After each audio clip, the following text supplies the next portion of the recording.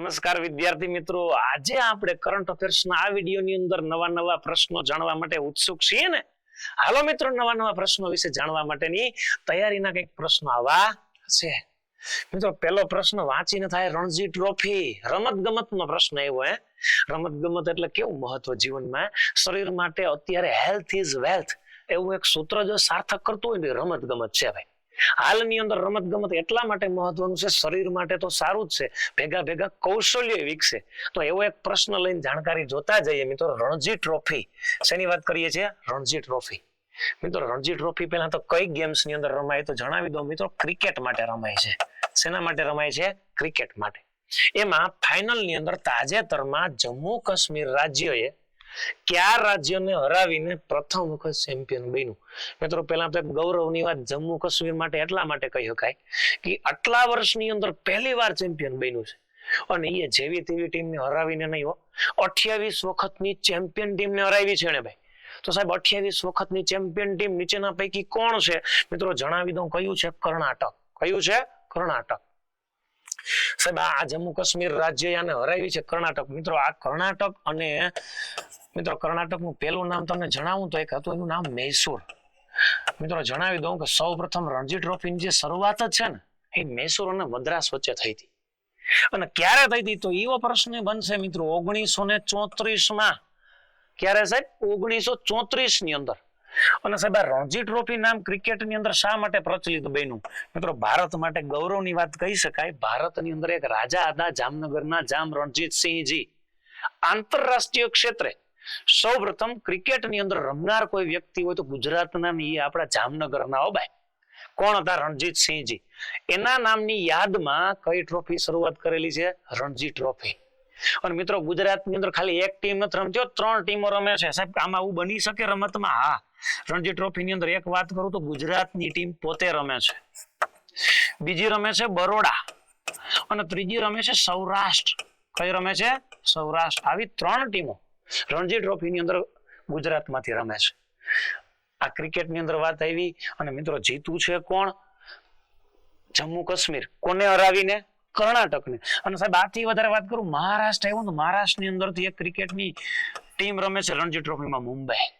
મિત્રો, સૌથી વધારે વિજેતા જો કોઈ હોય ને અત્યાર સુધીમાં તો મુંબઈ ટીમ છે ને. 1-2 વખત નહીં ભાઈ, 42 વખત. કેટલી વખત? 42 વખત ચેમ્પિયન બન્યું છે.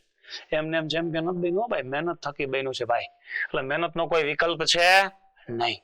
આ એક સરસ મજાનો પ્રશ્ન છે, હાવ હેલામ હેલો છે. રમત ગમતના આટલું જ નહીં પૂછે, આવું બધું પણ પૂછશે. પહેલી વાર ક્યારે થઈ હતી, કોના વચ્ચે થઈ હતી, કઈ સાલમાં થઈ હતી, કોને સૌથી વધારે વિજેતા બન્યું છે. હાલો થોડીક આમાં વધારે માહિતી પણ જાણીએ. ક્યાં રમાણી હતી સાહેબ આ મેચ? KSCS સ્ટેડિયમ આવ્યું રાજનગરમાં, ત્યાં રમાયેલી. સાહેબ, હરાવ્યું કોને? કર્ણાટકને. કોને હરાવ્યું? જમ્મુ કાશ્મીરે. સાહેબ, આમાં કોણ ચેમ્પિયનમાં કોને એવોર્ડ મળ્યો? પ્લેયર ઓફ ધ ટુર્નામેન્ટમાં એવો આકિબ નબીદારને મળ્યો. સૌથી વધારે વિકેટ લીધી, 60 વિકેટ. એટલે હો ભાઈ. સૌથી વધારે રન કોને કર્યા? Man of the match Shubham પુંડીરે કર્યા, 121 રન કર્યા ભાઈ. ઘણી વખતે એવું પૂછશે રણજી ટ્રોફી ની અંદર વિજેતા જમ્મુ કાશ્મીર બન્યું છે તો ફાઇનલમાં એવોર્ડ કોને મળ્યો? પ્લેયર ઓફ ધ મેચ કોણ બન્યું? મેન ઓફ ધ મેચ કોણ બન્યું? આવા પ્રશ્ન પણ આવશે. આ એક ટીમનો વિજેતાનો ફોટો છે, ખૂબ ખુશાલ દેખાય છે ભાઈ. શા માટે? એટલા વર્ષમાં પહેલી વાર જીતા યાર. ચાલો મિત્રો, બીજો જ કંઈક પ્રશ્ન છે, આવો એ પણ જોતા જઈએ. મિત્રો, આપણે વાત થયેલી દિવસો ઉજવવાની શરૂઆતમાં જ કીધેલું કરંટ અફેર્સના વિડીયોમાં કે સાહેબ કોઈ રમતગમતના પ્રશ્નો તો આવશે જ, સાથે સાથે દિવસોની ઉજવણી ક્યારે કરવામાં આવે છે એવા પ્રશ્ન પણ આવવાના છે. તો હાલો સાહેબ, નાગરિક સુરક્ષા દિવસ. સાહેબ, નાગરિક સુરક્ષા દિવસ એટલે શું? મિત્રો, દરેક નાગરિક છે, પોલીસ એક નાગરિક છે, શિક્ષક એક નાગરિક છે, હેલ્થ નો કર્મચારી એક નાગરિક છે, કોઈ બિઝનેસ નો કર્મચારી પણ નાગરિક. મતલબ કે તમામ લોકો નાગરિક તો છે જ. આ બધાને પોતાની સુરક્ષા વિશે જાણકારી રહે, સુરક્ષા માટે શું કરવું જોઈએ એ માટેનો એક દિવસ ઉજવવામાં આવે છે. સાહેબ, એ દિવસ ક્યારે ઉજવાય છે મિત્રો? જાણકારી માટે કહી દઉં, 1 માર્ચના રોજ ઉજવવામાં આવે છે. અને મિત્રો, ઘર વખતે દિવસોની ઉજવણી છે ને UN દ્વારા કરવામાં આવે. સાહેબ, UN એટલે કોણ? United Nations. પણ સાહેબ, દર વખતે યુનાઇટેડ નેશન્સ નથી મિત્રો. આ વખતે જે ઉજવણીની શરૂઆત કરી છે એ સંસ્થા કંઈક આવી છે, ICDO, International Civil Defence Organisation. અને સાહેબ એ ઉજવણી આજકાલથી નહીં, 1990 થી કરવામાં આવે છે. ક્યારથી કરવામાં આવે? 1990 થી આની ઉજવણી કરવામાં આવે છે. સાહેબ એક હેતુ યાદ રાખજો, 2026 પણ ઉજવાનો. મિત્રો તમને જણાવી દઉં, દર વખતે આની થીમ કંઈક અલગ અલગ હોય. 2025 ની થીમ પણ કંઈક અલગ હતી, 2026 ની પણ કંઈક થીમ અલગ છે. કેવી થીમ છે જોતા જાજો. ખાસ ભવિષ્ય માટે, મતલબ સ્થિતિસ્થાપક અને ટકાઉ ભવિષ્ય માટે પર્યાવરણીય જોખમોનું સંચાલન. પર્યાવરણીય જોખમોનું સંચાલન આવી થીમ રાખી છે. કોણે રાખી છે? ICDO એ. એટલે આની અંદર ક્યારે ઉજવાય તો પૂછશે જ, સાથે સાથે મિત્રો આવું પણ પૂછશે કે ક્યારથી ઉજવવામાં આવે છે. હાલો મિત્રો, આવો જ કંઈક બીજો પ્રશ્ન, પાછો એક દિવસ આવ્યો. વિશ્વ વન્યજીવ દિવસ ક્યારે ઉજવવામાં આવે છે? ક્યારે ઉજવાય છે? વન્યજીવને લગતો દિવસ છે તે. મિત્રો તમને જણાવી દઉં, આગળનો જે દિવસ હતો 1 માર્ચ વાળો, એ ICDO દ્વારા જાહેર કરવામાં આવેલો. આ ICDO દ્વારા જાહેર નથી કરવામાં આવ્યો, પણ કોના દ્વારા જાહેર કર્યો છે? UN. UN એટલે કોણ મિત્રો? યુનાઇટેડ નેશન્સ દ્વારા જાહેર કરવામાં આવ્યો છે. અને સાહેબ મિત્રો તમને જણાવી દઉં, કઈ તારીખના રોજ ઉજવવામાં આવે? 3 માર્ચના રોજ. અને સાહેબ UN કોણ છે એ જાહેર કરે છે? મિત્રો તમને એક ખાસ બાબત આના વિશેની ઐતિહાસિક જણાવી દઉં કે 1939 થી લઈ 1944 વચ્ચે બીજું વિશ્વ યુદ્ધ ચાલી રહ્યું હતું. ત્યારે બધા જ દેશના લોકો આર્થિક, માનસિક, શારીરિક અને બૌદ્ધિક રીતે ભાંગી પડ્યા. યુદ્ધ દરમિયાન થયેલા નુકસાન થયો. એટલે બધા દેશોએ નક્કી કર્યું કે બધા દેશો એકબીજા પ્રત્યે સહકારની ભાવના વિકસાવે, સામાજિક ભાવના વિકસાવે, આર્થિક, સાંસ્કૃતિક બધી ભાવના વિકસાવે ને એ માટે એક સંસ્થાની સ્થાપના થઈ. અને એ સંસ્થા એટલે કે UN. અને એને આપણે યુનાઇટેડ નેશન્સ તરીકે ઓળખીએ. તો મિત્રો આ સંસ્થાની જે સ્થાપના છે ને મિત્રો, કંઈક આ તારીખે કરવામાં આવી, 24 ઓક્ટોબર 1945 ના રોજ આની સ્થાપના થઈ હતી. હેતુ શું હતો ખબર? આંતરરાષ્ટ્રીય સ્તરે શાંતિ અને સલામતી જળવાય. બીજો હેતુ શું હતો? પર્યાવરણનું રક્ષણ અને જતન થાય. એનાથી વધારે હેતુ શું હતો? બધા દેશો એકબીજા પ્રત્યે મિત્રતાની ભાવના કેળવે. આવા બધા હેતુથી આની સ્થાપના થઈ હતી UN ની. તો સાહેબ આ સ્થાપના થઈ ત્યારથી લઈને આજ સુધી એમાં કોઈ સભ્ય દેશો છે મિત્રો? આ 5 કાયમી સભ્ય દેશો છે. 5, 1 2 નહીં. ભારત એમાં સભ્ય નથી ભાઈઓ, જણાવી દઉં, ભારત આનું કાયમી સભ્ય નથી. તો સાહેબ એવા કાયમી સભ્ય તરીકે કોણ દેશ છે? જણાવી દઉં, પહેલું તો છે USA. US એટલે કોણ? United states of America. સાહેબ બીજું છે UK. સાહેબ UK એટલે કોણ? ઓલા અંગ્રેજો રાજ કરીને ગયા એ, Britain. United of kingdom, England કહીએ. સાહેબ ત્રીજું કોણ? આપણે ઓલા ચીનના રમકડાથી રમીએ એ, કયું? તો કે ચીન. સાહેબ ચોથું કયો દેશ છે મિત્રો? કયો દેશ છે? રશિયા. કયો દેશ છે? રશિયા. અને મિત્રો 5મો કયો દેશ છે? તો કે હાલમાં નહીં પણ નેક્સ્ટ જે આના પહેલાની જે ઓલિમ્પિક યોજાણી હતી, પેરિસ. આપણે એને એફિલ ટાવર તરીકે ઓળખીએ એવો દેશ ક્યાં આવ્યું છે? પેરિસમાં. આ 5 દેશોના કાયમી સભ્યો છે. આ UN દ્વારા આ દેશની ઉજવણીની જાહેરાત કરવામાં આવેલી. અને હેતુ શું? તો કે વન્યજીવોનું રક્ષણ થાય એ માટે. તો સાહેબ આમાંથી આવો પ્રશ્ન આવશે હો ભાઈ, કે UN નો કાયમી સભ્ય દેશ કોણ નથી? તો ભારત તો નથી. 5 કાયમી છે એ ખબર હોય એટલે આવડી જાય. એથી વધારે સાહેબ આ UN ના હાલના પ્રમુખ કોણ હે? અધ્યક્ષ કોણ હે? એવો પ્રશ્ન બનશે. પ્રમુખ કોણ, અધ્યક્ષ કોણ? મિત્રો જણાવી દઉં, એના હાલના પ્રમુખ છે એન્ટોનિયો ગુટેરસ. એન્ટોનિયો ગુટેરસ આના હાલના પ્રમુખ છે. તો સાહેબ જ્યારે સ્થાપના થઈ ત્યારે પ્રથમ પ્રમુખ કોણ હતા? એવો પ્રશ્ન પૂછશે. સ્થાપના થઈ ત્યારે UN ના પ્રથમ પ્રમુખ તરીકે કોણ કાર્ય કરતા હતા? મિત્રો જણાવી દઉં, ખાસ એનું નામ છે ટ્રીગવેલી. કોણ છે? ટ્રીગવેલી. વ્યક્તિનું નામ છે, નોર્વે દેશના વ્યક્તિ છે. કયા દેશના વ્યક્તિ છે? નોર્વેના વ્યક્તિ. મિત્રો આમાંથી કંઈક આટલું બધું જાણ્યું. ખાલી વન્યજીવ દિવસ જ નહીં યાદ રાખવો, આવા ઘણા બધા પ્રશ્નો PYQ રૂપે બની શકે છે. એકમાંથી આ પણ યાદ રાખવું. હાલો સાહેબ, આવા જ કંઈક નવા પ્રશ્ન વિશે જાણતા જઈએ. આ કંઈક ચિત્ર આપેલું છે વન્યજીવ દિવસ વિશેનું. ચિત્ર એટલે શું? આપણે મૂવી જોવા જાય ને તો 3 કલાકનું મૂવી આપણે 3 મિનિટમાં કોકને જણાવી દઈએ ને એવું આખો સાર આપણે મગજમાં હોય. શા માટે? માણસને હંમેશા વિઝ્યુઅલ એટલે કે ચિત્ર દ્વારા વધારે યાદ રહે છે, માટે કંઈક ચિત્રને રજૂ કરવામાં આવ્યું છે. હાલો સાહેબ, એક સરસ મજાનો પ્રશ્ન એવો, નીચેના વિધાન ચકાસો. સાહેબ એરપોર્ટ છે ને, એરપોર્ટ ભારત દેશની અંદર તો છે પણ વિશ્વમાં પણ છે. તો સાહેબ ભારતની અંદર એવું કયું એરપોર્ટ હશે કે જ્યાં સૌથી વધુ લોકો આવતા હશે? સૌથી વધુ લોકો આવતા હશે. કેવા લોકો આવશે, એને સુવિધા પણ મળશે, ખાવાની સુવિધા, રહેવાની સુવિધા, બધી સુવિધા પૂરી પાડતું હશે એવું હારામાં હારું એરપોર્ટ કયું છે? એના માટે એક સંસ્થા કામ કરે છે. કઈ સંસ્થા સાહેબ? એરપોર્ટ સર્વિસ ક્વોલિટી એવોર્ડ આપે છે એક સંસ્થા. કઈ સંસ્થા? એરપોર્ટ કાઉન્સિલ ઇન્ટરનેશનલ વર્લ્ડ નામની સંસ્થા. એ સંસ્થા એવોર્ડ આપે છે. પહેલો મુદ્દો એવો છે. બીજો સાહેબ, એરપોર્ટ સર્વિસ ક્વોલિટી એવોર્ડમાં આ વખતે બેસ્ટ એરપોર્ટ એન્ડ અરાઇવલ્સ નો એવોર્ડ કોને આપ્યો છે? તો કે બેંગલુરુ ઇન્ટરનેશનલ એરપોર્ટને આપવામાં આવ્યો છે. તમે વાંચતા હોય એટલે એટલી ખબર હશે કે સાહેબ આ એરપોર્ટ આ વખતે એવોર્ડ આને આપ્યો છે એરપોર્ટમાં. એ સ્વચ્છ ક્ષેત્રની બેસ્ટ અરાઇવલ ક્ષેત્ર. બેસ્ટ અરાઇવલ એટલે સૌથી વધુ લોકો વિદેશથી જ્યાં આવતા હોય ને એવું. અરાઇવલ્સ તો આના કરતા વધારે દિલ્હી, મુંબઈ. પણ કેવું તો કે આવે છે પણ એમને સંતોષકારક રીતે જવાબ આપવામાં આવે છે, એને બધો ન્યાય મળે છે અને ખુશખુશાલ રહી છે આ એરપોર્ટ આવ્યા પછી. સાહેબ બીજે ક્યાંક ને ક્યાંક કંઈક દુવિધામાં પણ કંઈક પ્રશ્ન આવતો હશે. આ વખતે બેંગલુરુને પાછો એવોર્ડ મળ્યો, આગલા વખતે પણ મળેલો. સાહેબ હજી જો એરપોર્ટ કાઉન્સિલ ઇન્ટરનેશનલ નું મુખ્ય મથક મોન્ટ્રીયલમાં આવેલું છે. હવે જીપીએસસી ટાઈપ કંઈક પ્રશ્ન બને એવું કયા વિધાનો સાચા છે? તો મિત્રો આ ત્રણ માંથી તમારે કંઈક ગોતવાનું છે. પેલા તો હાલો સાહેબ ગોતતા જઈએ. એક ખબર હોય તો બીજામાં જવાબ મળશે. સાહેબ એક એટલે કેમ? સાહેબ એક અમને ખબર છે બેંગલુરુ છે ને એને ઇન્ટરનેશનલ એરપોર્ટ ને બેસ્ટ અરાઇવલ નો એવોર્ડ મળ્યો છે. એક ખબર છે. એક એટલે કયો ઓપ્શન ખબર છે? બીજો. તો બીજા ઓપ્શન વાળો આમાં ગોતો. હાલો નથી આવડતો તો ગોતવું કેમ ભાઈ? આ શીખવાની રીત છે. આમાં છે કે બીજો ઓપ્શન? માત્ર એક ખોટું. પેલું તો આવે જ નહીં. બીજો ઓપ્શન આમાં છે જ નહીં. આમાં છે સાહેબ સી માં નહીં, આયન નો આવે. તો સાહેબ 4 માંથી કેટલા વધ્યા? 2 જ વધ્યા ને. 1 અને 2, 1, 2 અને 3. સાહેબ અમને તો એક જ ખબર છે કે બીજું જ આવે. મિત્રો આ સિવાય જો આ બાબત પણ ખબર હોય કે આ સંસ્થા દ્વારા એવોર્ડ અપાય છે તો 2 બાબત ખબર થઈ, પહેલું અને બીજું. તો સાહેબ આમાં પહેલું અને બીજું છે. હજી એક પણ છે. કયું? તો કે એરપોર્ટ કાઉન્સિલ ઇન્ટરનેશનલ નું મુખ્ય મથક મોન્ટ્રીયલમાં આવેલું છે. સાહેબ જો આ પણ ખબર હોય તો મિત્રો આની અંદર જવાબ તમને કહી દઉં તો 1, 2 અને 3. 3 સાચા છે. સાહેબ આ મોન્ટ્રીયલ ક્યાં આવેલું છે મિત્રો? જણાવી દઉં, કેનેડા દેશમાં. ક્યાં આવેલું છે? કેનેડાની અંદર આવેલું છે.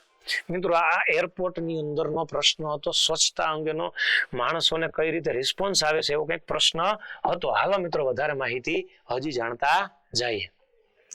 મિત્રો ભારત અને કેનેડા વચ્ચે નાગરિક પરમાણુ ઉર્જા ક્ષેત્રમાં કયા તત્વની ખરીદી પર મહોર લગાવી દીધી છે? મિત્રો હાલમાં જ ભારતના વડાપ્રધાન શ્રી કોણ? ગુજરાતના પનોતા પુત્ર નરેન્દ્રભાઈ મોદી અને કેનેડાના વડાપ્રધાન માર્ક કેની બે ચા પીવા ભેગા થયા. ભાઈ સાહેબ ચા પીવા, હા ભારતનું રાષ્ટ્રીય પીણું છે ને ભાઈ, એટલે ચા પીવડાવી. અને સાહેબ કઈ જગ્યાએ ખબર? હૈદરાબાદ હાઉસમાં ભેગા થયા. ચા પીતા પીતા નરેન્દ્ર મોદી મીઠી મીઠી વાતો કરે છે વડાપ્રધાન ને. શું કે કેમ છો? મજામાં? અરે ચા પી, આ ચા પીવું જાફરાબાદી ભેંસનું જે દૂધ છે એમાંથી બનાવી છે. અને ઓલા ભાઈ ને ચા નો ટેસ્ટ ગમી ગયો. ચા એટલે કેવું તત્વ? ચામાં એક તત્વ છે, યાદ હોય તો ટેનિન. કેવું છે? ટેનિન નામનું તત્વ. અને હસતા હસતા પૂછી લે છે ભાઈ તમારી પાસે યુરેનિયમ છે? ઓલો કે હા છે ને. એ કે બસ અમારે જોઈએ છે. આ ગુજરાતી વાત કરતા કરતા એક વસ્તુની ડીલ કરી લીધી. મિત્રો આવો જ કંઈક પ્રશ્ન છે. કેનેડા અને ભારત વચ્ચે પરમાણુ ઉર્જા ક્ષેત્રમાં કયા તત્વની ડીલ કરવામાં આવી? જણાવી દો મિત્રો. કયું છે? યુરેનિયમ. કયું છે? યુરેનિયમ. તો સાહેબ આ યુરેનિયમ શું છે? શા માટે ડીલ કરવામાં આવી છે? આવો અંદરથી પ્રશ્ન થવો જોઈએ. મિત્રો તો તમને જણાવી દઉં કે મિત્રો યુરેનિયમ છે ને એની સંજ્ઞા છે યુ. શું છે? યુ. મિત્રો કોન્સ્ટેબલની પરીક્ષામાં સંજ્ઞા પણ પૂછાતી હોય. યાદ કરો આગળના વર્ષનું પેપર. સંજ્ઞા પૂછાયેલી બ્રોમાઇડ. કઈ સંજ્ઞા હતી? બ્રોમાઇડ ની સંજ્ઞા હતી Br. શું હતી? Br. અને મિત્રો આવું જ એક બીજું તત્વ છે કે એમની સંજ્ઞા પણ Br જ છે. બ્રોમીન. કયું છે? બ્રોમીન. અને મિત્રો બ્રોમીન ની સંજ્ઞા પણ કઈ છે? કહું જણાવી દઉં, Br જ છે. કઈ છે? Br. મિત્રો બ્રોમીન ની વાત આવી તો બ્રોમીન વિશે થોડુંક તમે જાણતા હોવા જોઈએ. સાહેબ આ અધાતુ છે. કેવું છે? અધાતુ. અધાતુમાં પ્રવાહી રૂપે જોવા મળે છે. કોણ? તો કે બ્રોમીન. તમને યાદ હશે મિત્રો ધાતુમાં પ્રવાહી રૂપે કોણ છે? તો કે પારો ઘણી વખતે પોલીસની એક્ઝામમાં પૂછાયેલો પ્રશ્ન. મર્ક્યુરી કહેવાય તો કે હા મર્ક્યુરી પારો ક્યાં હોય? થર્મોમીટરમાં હોય તો કે હા સર થર્મોમીટરની સંજ્ઞા શું છે? મતલબ થર્મોમીટરની અંદર પારો છે એમની સંજ્ઞા શું છે? તો કે Hg. આવું જ કંઈક આપ્યું છે યુરેનિયમ. તો યુરેનિયમની સંજ્ઞા શું છે? યુ. ખાલી યુ છે એટલું યાદ નથી રાખવાનું સાહેબ. યુરેનિયમ હું કરવા ડીલ કરી? ભારતના વડાપ્રધાન એમની સાથે. મિત્રો ભારતના વડાપ્રધાને ડીલ એટલા માટે કરેલી છે, આ યુરેનિયમ છે ને ભાઈ એનો ઉપયોગ ક્યાં કરવામાં આવે? વીજળી બનાવવા માટે અને બીજો દારૂ ગોળાની બનાવટમાં.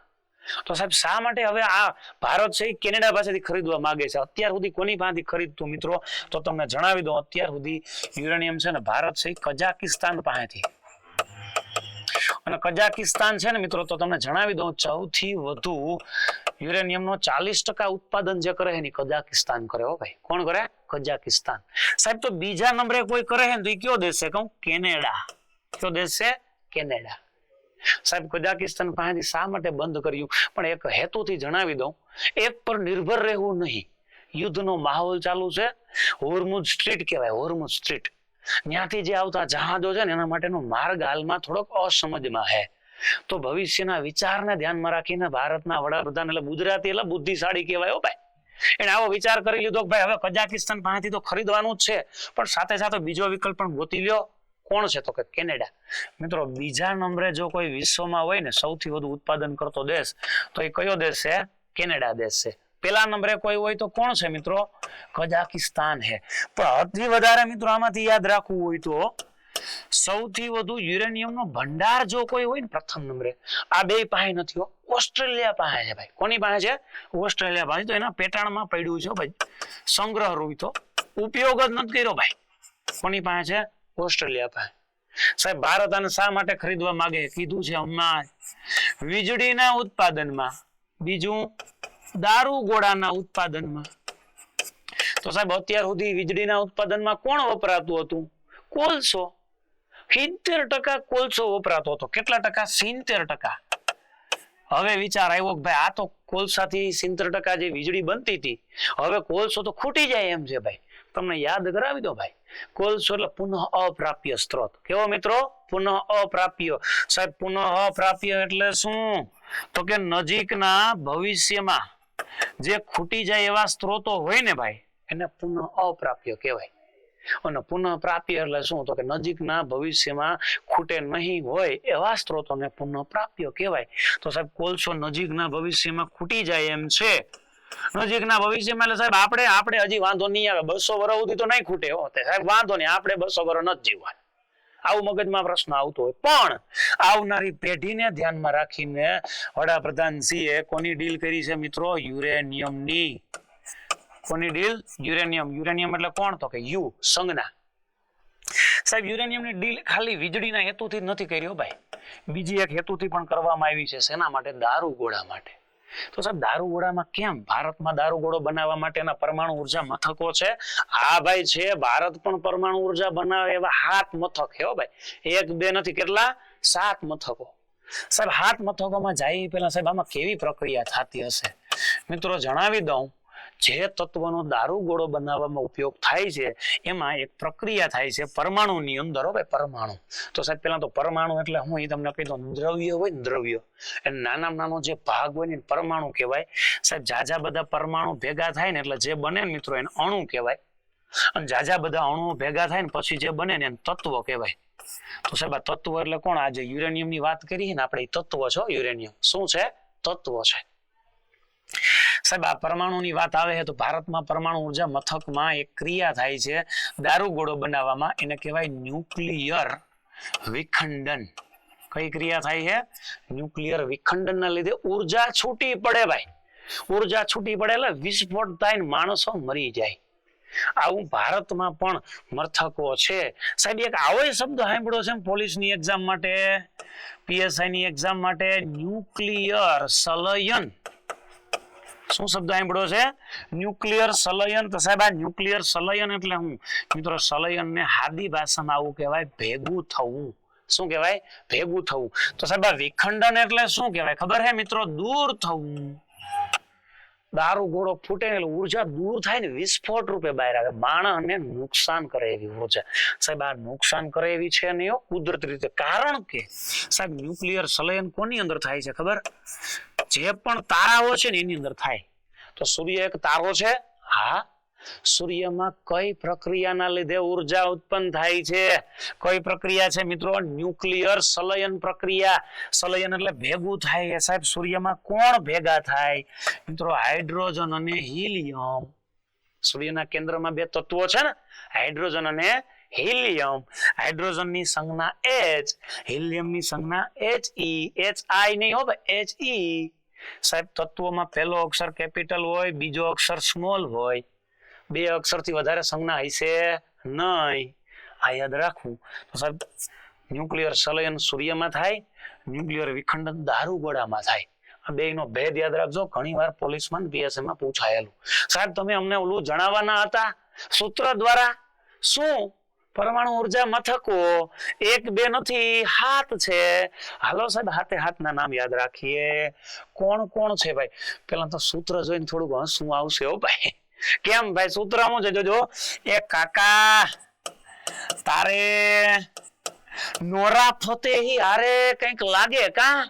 હે સાહેબ, નોરા ફતેહી ક્યાં આવે આમાં? કાકા તારે નોરા ફતેહી. નોરા ફતેહી સમજણ માટે લખું ભાઈ, એક સૂત્ર છે. અને સાહેબ આ નોરા ફતેહી પણ કઈ જેવી તેવી મોટિવેશન નું ઉદાહરણ લેવું હોય તો નથી. કેનેડા થી આવી હતી 5000 રૂપિયા લઈને. ભાઈ ખાલી 5000. 5000 નું શું આવે? કપડાની જોડી ના આવે ભાઈ. અને અહીં આવીને ભારતમાં એને એવો પરસેવો પાડ્યો ભાઈ, ડાન્સ ક્ષેત્રે, અભિનય ક્ષેત્રે.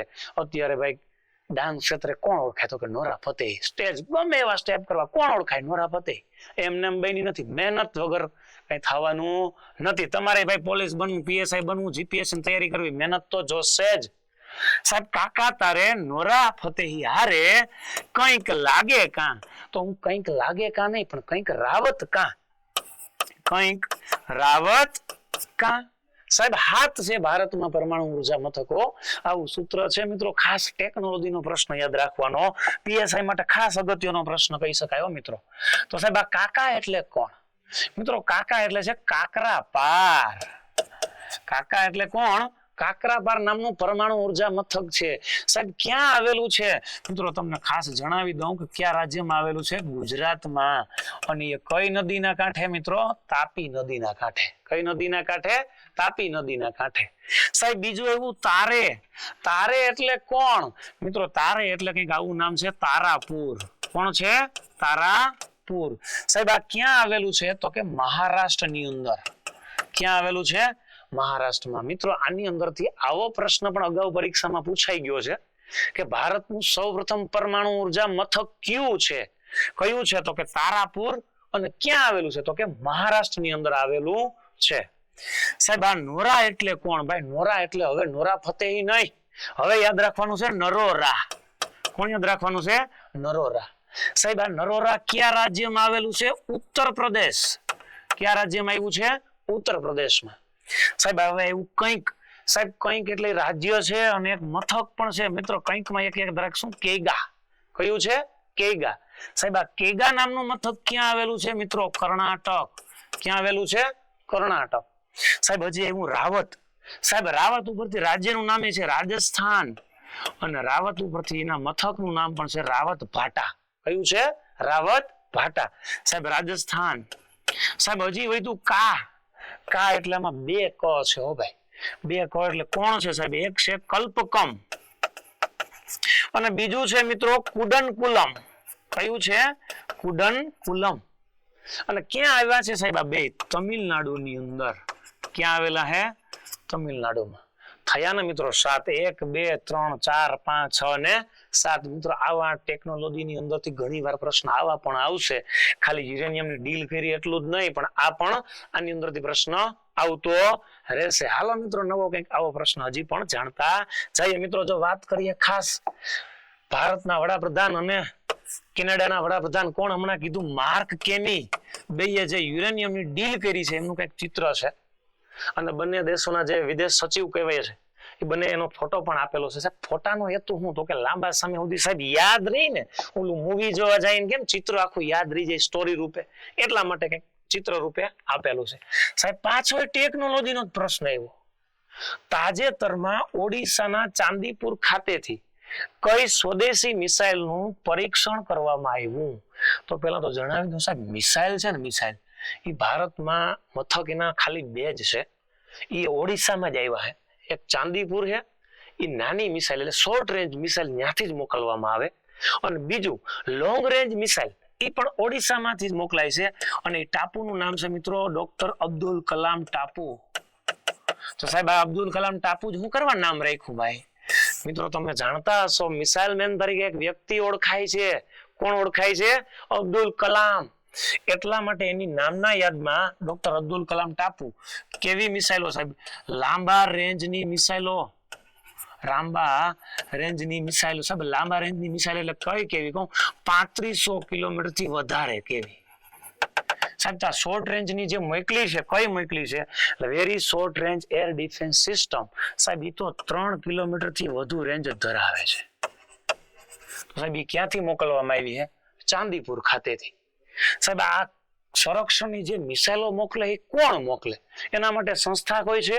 ભાઈ ભારતમાં એક સંસ્થા કામ કરે છે મિત્રો. કઈ સંસ્થા? તો કે DRDO. કઈ સંસ્થા કામ કરે છે? DRDO. તો જરૂર નથી કે ભાઈ મિસાઇલનું નામ જ પૂછે, DRDO નું પૂરું નામે પૂછશે. DRDO નું પૂરું નામ જણાવો. તો મિત્રો આનું પૂરું નામ કંઈક આવું છે: Defence Research Development and Organisation. Development and Organisation. મિત્રો ખાલી આટલાથી જ નહીં અટકી જાય પરીક્ષક, આનાથી પણ વધારે પૂછે. આના અધ્યક્ષ કોણ હતા? હાલના અધ્યક્ષ કોણ છે? મિત્રો જણાવી દઉં વિશેષ રૂપે ખાસ તો તમને કે DRDO છે ને એના હાલના અધ્યક્ષ છે સમીર કામત. ડોક્ટર સમીર કામત. કેના અધ્યક્ષની વાત કરીએ છીએ? DRDO ના હાલના. સાહેબ તો પેલાય પૂછે જનરલ નોલેજ રૂપે DRDO ના પ્રથમ અધ્યક્ષ કોણ હતા? DS ભંડારી. કોણ હતા મિત્રો? DS ભંડારી. આવું પણ પૂછી શકે DRDO વિશે. તો સાહેબ આ DRDO માંથી આવા પ્રશ્નો તો આવશે જ. તો સાહેબ આ મિસાઇલ મેન છે અબ્દુલ કલામ, એને કઈ કઈ મિસાઇલો મોકલી છે? આવો પણ પ્રશ્ન બને મિત્રો. એને મિસાઇલ મોકલી છે પટના. સાહેબ बिहार का पटना है? लालू प्रसाद यादव का पटना? ना भाई ना. पटना मिसाइलों નું શોર્ટ નામ છે ભાઈ. P એટલે પૃથ્વી. P એટલે કોણ? પૃથ્વી. સાહેબ A એટલે કોણ? અગ્નિ. પાછું T ત્રિનેત્ર. સાહેબ N એટલે કોણ? નાગ. પાછું A એટલે કોણ? આકાશ. કોણ છે? આકાશ. આ બધી મિસાઇલોમાં જો કોઈનો ફાળો હોય ને ભાઈ, તો ભારતના 11મા રાષ્ટ્રપતિ રહી ગયા કોણ? અબ્દુલ કલામ મિત્રો. અને એમણે આ બધી 5 મિસાઇલો છે વિકસાવવામાં ખૂબ મોટો ફાળો હતો. હાલો મિત્રો આ પ્રશ્ન પણ ખૂબ અગત્યનો જોઈ ગયા. હાલો મિત્રો આ વિશે થોડીક વધારે બાબત જાણતા જઈએ. જે મિસાઇલ, આ મિસાઇલની વાત કરીએ મિત્રો, એ 6 કિલોમીટર સુધીની રેન્જ ધરાવે. 3.5 કિલોમીટર સુધી ઊંચાઈ સુધી લક્ષ્ય ટાર્ગેટ કરેલી, અને જરૂરી નથી સીધે સીધી જાય ભાઈ. આવી રીતે જાતી હોય, આડી જાય તો દુશ્મનનો ટાર્ગેટ તોડી શકે છે. આવી મિસાઇલ છે ભાઈ. અને તે હવામાં ગમે તે વળાંક લેવામાં પણ મદદ કરે છે. એવી મિસાઇલ ભારતના DRDO ના સાયન્ટિસ્ટ દ્વારા બનાવવામાં આવી છે. ભારતના વૈજ્ઞાનિકો મિત્રો ગૌરવની વાત કહેવાય ભાઈ. આવી મિસાઇલો બનાવે છે. હાલો મિત્રો આની અંદરથી વધારે આગળના પ્રશ્નમાં જાતા જઈએ. તાજેતરમાં મહારાષ્ટ્રના પાલઘર જિલ્લામાં કયા જોખમી ગેસ લીકેજ થવાના કારણે મોટી સંખ્યામાં લોકોને સ્થળાંતર કરવું પડ્યું? સાહેબ એવું તો શું થઈ ગયું મહારાષ્ટ્રના પાલઘરમાં? એવો તો કયો ગેસ લીકેજ થયો? મિત્રો ગેસ લીકેજ થાય એટલે શું થાય? ગુંગળામણ થાય. મિત્રો એનું એક ચિત્ર તમને જાહેર કરું છું. કંઈક આવું આ ચિત્ર છે જે ગુંગળામણ થાય છે ને એવું. તો આ ગુંગળામણને લીધે લોકો જે કામ કરે છે ને ઇન્ડસ્ટ્રીયલ એરિયામાં, પાલઘરમાં, એને શ્વાસ લેવામાં તકલીફ થવા માંડી હતી. અમુક લોકો બેભાન થઈ ગયા. 4 થી 5 લોકો મૃત્યુ પણ પામેલા. એવો કોણ છે? તો કે પાલઘર જિલ્લો. અને ત્યાં એક ગેસ લીકેજ થયો તો મોટી સંખ્યામાં. તો સાહેબ ગેસની વાત કરી, 4 ઓપ્શન આપ્યા છે: methyl isocyanide, oleum gas, chlorine gas, carbon monoxide. સાહેબ આની અંદર વાત કરું તો જે ગેસ લીકેજ થયું ને કે આવ્યું મિથાઇલ આઇસોસાયનાઇડ. તો મિત્રો આ પણ ઘણીવાર પરીક્ષામાં પૂછાયેલો પ્રશ્ન છે. મિત્રો તમે આવું નામ સાંભળ્યું હશે, ભોપાલ ગેસ દુર્ઘટના. કઈ ગેસ દુર્ઘટના? ભોપાલ ગેસ દુર્ઘટના. એની અંદર પણ એક વાયુ લીકેજ થયો હતો. કયો વાયુની વાત કરીએ છીએ મિત્રો? 1984 માં થઈ હતી. 1984 માં થઈ હતી ભોપાલ ગેસ દુર્ઘટના, અને એમાં પણ ઘણા બધા લોકો મૃત્યુ પામ્યા હતા. મિત્રો આવો પ્રશ્ન પણ પૂછે, એમાં જે વાયુ લીકેજ થયો હતો ને મિત્રો, એનું નામ છે મિથાઇલ આઇસોસાયનાઇડ. હવે જે વાયુ લીકેજ થયો એને મિત્રો એનું નામ છે ઓલિયમ ગેસ. કયો છે? Oleum gas. સાહેબ ઓલિયમ ગેસમાં છે શું? મિત્રો એક એસિડ નું તમે નામ સાંભળ્યું છે, રસાયણનો રાજા કહેવાય ને, સલ્ફ્યુરિક એસિડ. આ જે ઘટ માત્રામાં હોય, કેવી માત્રામાં? ઘટ. આ વાયુ લીકેજ થયો, સલ્ફ્યુરિક એસિડ ઘટ માત્રામાં હોય ને તો એને ઓલિયમ ગેસ કહેવાય. તો મિત્રો ઓલિયમ ગેસ આવ્યો ને તો એના લીધે પરીક્ષકના મનમાં વિચાર આવે કે ઘટ સલ્ફ્યુરિક એસિડ કહેવાય છે. પણ હાલો ને મિત્રો હું એને કરંટ નો ન પૂછું તો વિજ્ઞાનનો પ્રશ્ન પૂછી લઉં કે સલ્ફ્યુરિક એસિડ છે એને રસાયણનો રાજા કહેવાય, તો એનું અણુસૂત્ર શું છે? H2SO4. શું છે? H2SO4. આવો પણ પ્રશ્ન બનશે ભાઈ. વિચાર કરજો, આમાંથી આવા પણ પ્રશ્ન બની શકે છે. ખાસ યાદ રાખજો, ભોપાલ ગેસ દુર્ઘટના, સાલ યાદ રાખજો, કયો વાયુ લીકેજ થયો તો, મહારાષ્ટ્રનો પાલઘર જિલ્લો પણ યાદ રાખજો, સલ્ફ્યુરિક એસિડ પણ યાદ રાખજો. શું નામ આપ્યું હતું સાહેબ? રસાયણનો રાજા. રસાયણનો રાજા તરીકે ઓળખાય છે. હાલો મિત્રો આવો જ કંઈક બીજો મિત્રો જે આ દેશ દુર્ઘટના થઈ એનું કંઈક ચિત્ર આપ્યું છે. અને હાલો મિત્રો હા એક ખાસ બાબત તમને જણાવવાની રહી ગઈ યાર.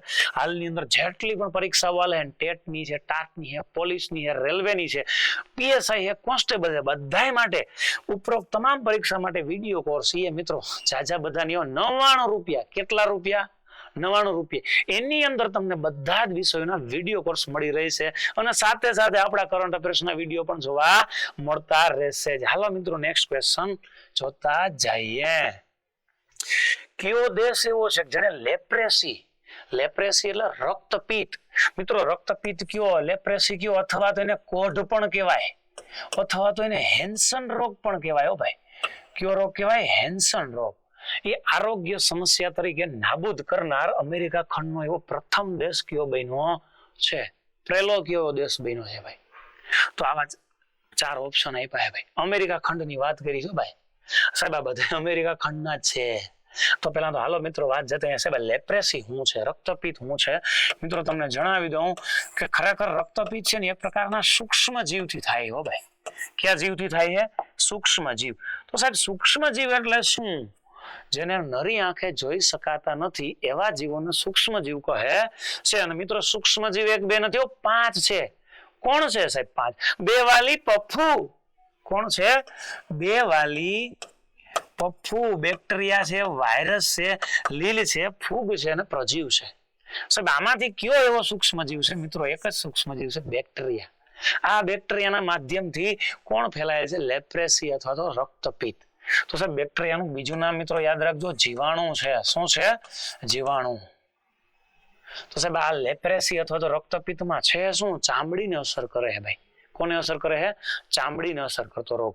અને સાહેબ આ રક્તપિત્તના જે જીવાણુ છે ને એનો જે શોધક છે મિત્રો, એનું કંઈક નામ આવું યાદ રાખજો, ડોક્ટર આર્મર હેન્સન નામનો વૈજ્ઞાનિક છે. Doctor armour Hansen. આ વ્યક્તિએ રક્તપિત્તના જીવાણુની શોધ કરેલી છે. અને જણાવેલું કે સાથે સાથે આ ચામડીને પ્રભાવિત કરે છે. શેને પ્રભાવિત કરે છે? ચામડીને પ્રભાવિત કરે છે મિત્રો. અને આ જે રોગ છે એ કયા દેશમાંથી સંપૂર્ણપણે નાબૂદ થયો એવો અમેરિકા ખંડનો દેશ કયો છે મિત્રો? ચીલી નામનો દેશ છે. કયો દેશ છે? ચીલી. સાહેબ ચીલી નામનો દેશ છે ને, ચીલીનું રણ પણ આવેલું છે. ચીલી છે એક વસ્તુ કે ધાતુના ઉત્પાદનમાં પણ પ્રથમ સ્થાને છે. સાહેબ કઈ ધાતુ? ચાંદીના ઉત્પાદનમાં. કઈ ધાતુ? ચાંદી. એટલે કોણ? તો કે સિલ્વર. કોણ? સિલ્વર. આના ઉત્પાદનમાં પ્રથમ ક્રમે કોણ છે? તો કે ચીલી નામનો દેશ. તો સાહેબ ચાંદી આવ્યું તો ચાંદી ખાલી એવું નહીં પૂછે ચાંદી, ચાંદીની સંજ્ઞા કઈ એવું પૂછે? એજી. કઈ છે? એજી. તો પ્રથમ હાલમાં જે બન્યો એ કયો દેશ છે? ચીલી નામનો દેશ બન્યો છે, ખાસ યાદ રાખશો મિત્રો. આજે લેપ્રેસી અથવા તો રક્તપિત્ત છે એ કેવો તો કે સાહેબ બીજાને થઈ જાય છે, ચેપી રોગ છે મિત્રો. આ એક સમય પછી આ ચેપી રોગ પણ છે. અને મિત્રો ભારતમાંથી આ રક્તપિત્તના દર્દીઓની સેવા કરતા કરતા એક વ્યક્તિ જે વિદેશી હતા મિત્રો, એને નોબેલ એવોર્ડ પણ મળી ગયો છે મિત્રો. એનું નામ પણ તમે જાણતા હશો, મધર ટેરેસા. કોણ છે? Mother Teresa. ને એને શેના માટે? શાંતિ ક્ષેત્રનો નોબેલ એવોર્ડ પણ મળી ગયો છે ભારતમાંથી. રક્તપિત્તના દર્દીઓની સેવા કરી હતી ભાઈ મિત્રો. ધન્ય કહી શકાય. ભારતની ધરતીમાં નહોતા જન્મેલા છતાંય, વિદેશી હતા છતાંય ભારતના સાઉથના જે સ્ટેટો છે એની અંદર રક્તપિત્તના દર્દીઓની સેવા કરવા બદલ આ એવોર્ડ મળેલો છે સાહેબ. તો આ રક્તપિત્તના જે દર્દીઓ છે એ જાહેર કર્યું છે કે આ દેશમાંથી સંપૂર્ણ નાબૂદ થયા, એવું જાહેર કોણ કરે છે મિત્રો? એક સંસ્થાનું નામ સાંભળ્યું હશે, WHO. મિત્રો ઘણી વાર આ સંસ્થામાંથી પણ પ્રશ્ન આવશે. WHO એટલે કોણ સાહેબ? World Health Organisation. World Health Organisation નામની સંસ્થા છે. આ સંસ્થાએ જાહેર કર્યું છે. અને સાહેબ આ વર્લ્ડ હેલ્થ ઓર્ગેનાઇઝેશન સંસ્થા છે એની સ્થાપના કઈ તારીખે થઈ હતી મિત્રો? કોમેન્ટમાં મને જણાવજો કઈ સાલમાં થઈ હતી. હાલો, કઈ સાલમાં થઈ મને કોમેન્ટમાં ખાસ જણાવો મિત્રો. સાથે સાથે મિત્રો સ્થાપના કઈ તારીખે થઈ તમે જણાવી દો. 7 એપ્રિલના રોજ મિત્રો આ તારીખે થઈ. એટલે આ તારીખ જે થઈ ને એની યાદમાં 7 એપ્રિલના રોજ વિશ્વ આરોગ્ય દિવસ ઉજવાય છે. કયો દિવસ ઉજવવામાં આવે છે?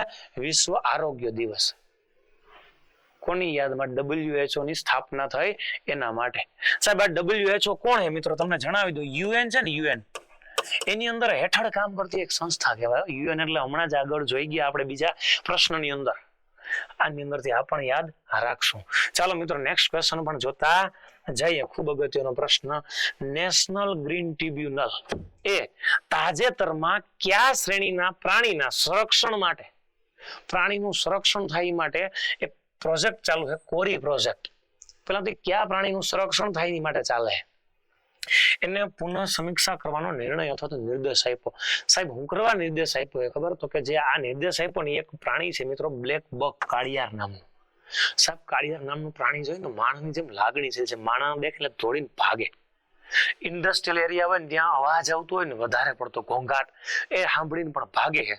એ માટે સરકારે એટલે કે એ સંસ્થા જે નેશનલ ગ્રીન ટ્રિબ્યુનલ, એ સંસ્થા આના માટે કામ કરે છે.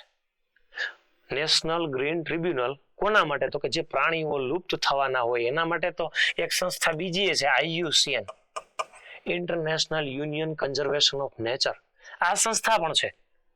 સાથે સાથે NGT, નેશનલ ગ્રીન ટ્રિબ્યુનલ પણ છે. એને બ્લેક બકમાં એટલે કોરી પ્રોજેક્ટ એની સમીક્ષા કરવાનો નિર્દેશ આપ્યો. સાહેબ બ્લેક બક એટલે સાહેબ ભારતની અંદર એમાં ગુજરાતમાં એક રાષ્ટ્રીય ઉદ્યાન આવ્યું, કાળિયાર રાષ્ટ્રીય ઉદ્યાન.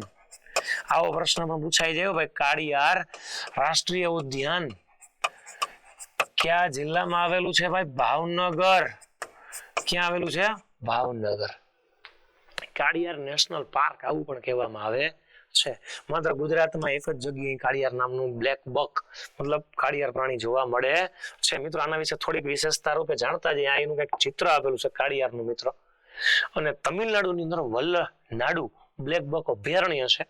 ત્યાં ખાણ પાસે કામના પ્રોજેક્ટ સામે નોંધ્યું NGT કે માનવીય દખલના લીધે કાળિયાર પ્રભાવિત થાય છે.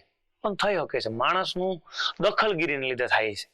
અને NGT એવો આદેશ આપ્યો કે તેના રહેઠાણને નુકસાન ન થાય ને એ માટેની કડક સુરક્ષાની સમીક્ષા થાય, પછી જ ત્યાં ખાણકામનું કામ આગળ વધારવામાં આવે અને માણસને વિસ્તારમાં પ્રવેશવા દેવામાં આવે. આવો કોણે આદેશ કર્યો મિત્રો? NGT એ નેશનલ ગ્રીન ટ્રિબ્યુનલે આદેશ કર્યો છે. શા માટે? આનું રક્ષણ થાય એ માટે.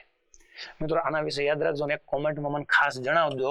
સાહેબ ગુજરાતની અંદર જે ભાવનગરની અંદર વેળાવદર ખાતે કાળિયાર નેશનલ પાર્ક આવ્યું છે ને ભાઈ, એની સ્થાપના ક્યારે થઈ હતી? એની સ્થાપના ક્યારે થઈ હતી? આવો પણ પ્રશ્ન પૂછાયેલો છે. હાલો મિત્રો આગળના પ્રશ્નની ચર્ચા કરતા જઈએ. ચીન ના કયા રોવરે તાજેતરમાં મંગળ ગ્રહ પર પ્રાચીન સમુદ્ર અને દરિયા કિનારા હોવાના પુરાવા શોધ્યા છે? સાહેબ ચીન દેશ એટલે અમેરિકાની અંદર જેમ નાસા સંસ્થા કામ કરે છે ભારતમાં, ઈસરો સંસ્થા કામ કરે એવી રીતે ચીન છે ને એને પોતાની જે સંસ્થા છે એના માટે થઈ અને એક યાન મોકલ્યું છે મંગળ ગ્રહ ઉપર, ઝુરોંગ રોવર નામનું. સાહેબ શા માટે મોકલ્યું તો ખબર? મંગળ ગ્રહ ઉપર શું તો કે સમુદ્ર અને દરિયા કિનારાના પુરાવા શોધ્યા ને એવું યાન મોકલ્યું. એ યાને ફોટા મોકલા નીચે અને જાહેર કર્યું વિશ્વમાં અમારું યાન ગયું હતું અને ત્યાં આવા પુરાવા છે એની સાબિતી આ છે. તો સાહેબ મંગળ એટલે કોણ? થોડીક આ બાબત યાદ રાખશો મિત્રો. મંગળ એટલે લાલ રંગનો ગ્રહ. કેવા રંગનો ગ્રહ? લાલ રંગનો ગ્રહ. એટલે કોણ છે? મંગળ. સાહેબ મંગળ છે એના વિશે બીજી બાબત યાદ રાખીએ. શા માટે લાલ રંગનો ગ્રહ છે મિત્રો? સાહેબ એ સંપૂર્ણપણે ફેરિક ઓક્સાઇડ નો બનેલો છે. સાહેબ ફેરિક ઓક્સાઇડ એટલે ફેરસ ઓક્સાઇડ કહેવાય. અને એનું અણુસૂત્ર છે FeO. ફેરસ એટલે આયન, લોખંડ. લોખંડની સંજ્ઞા છે Fe. O છે એ ઓક્સિજનની સંજ્ઞા છે ભાઈ. સંપૂર્ણપણે આનો બનેલો છે મંગળ ગ્રહ. અને મંગળને મિત્રો એક નામ પણ મળેલું છે, યુદ્ધનો દેવતા પણ કહેવાય છે. કેવો કહેવાય છે? યુદ્ધનો દેવતા તરીકે પણ ઓળખાય છે. કયો ગ્રહ ઓળખાય છે? મંગળ. મિત્રો હજી મંગળ વિશે જાણતા જઈએ તો થોડુંક આ યાદ રાખજો.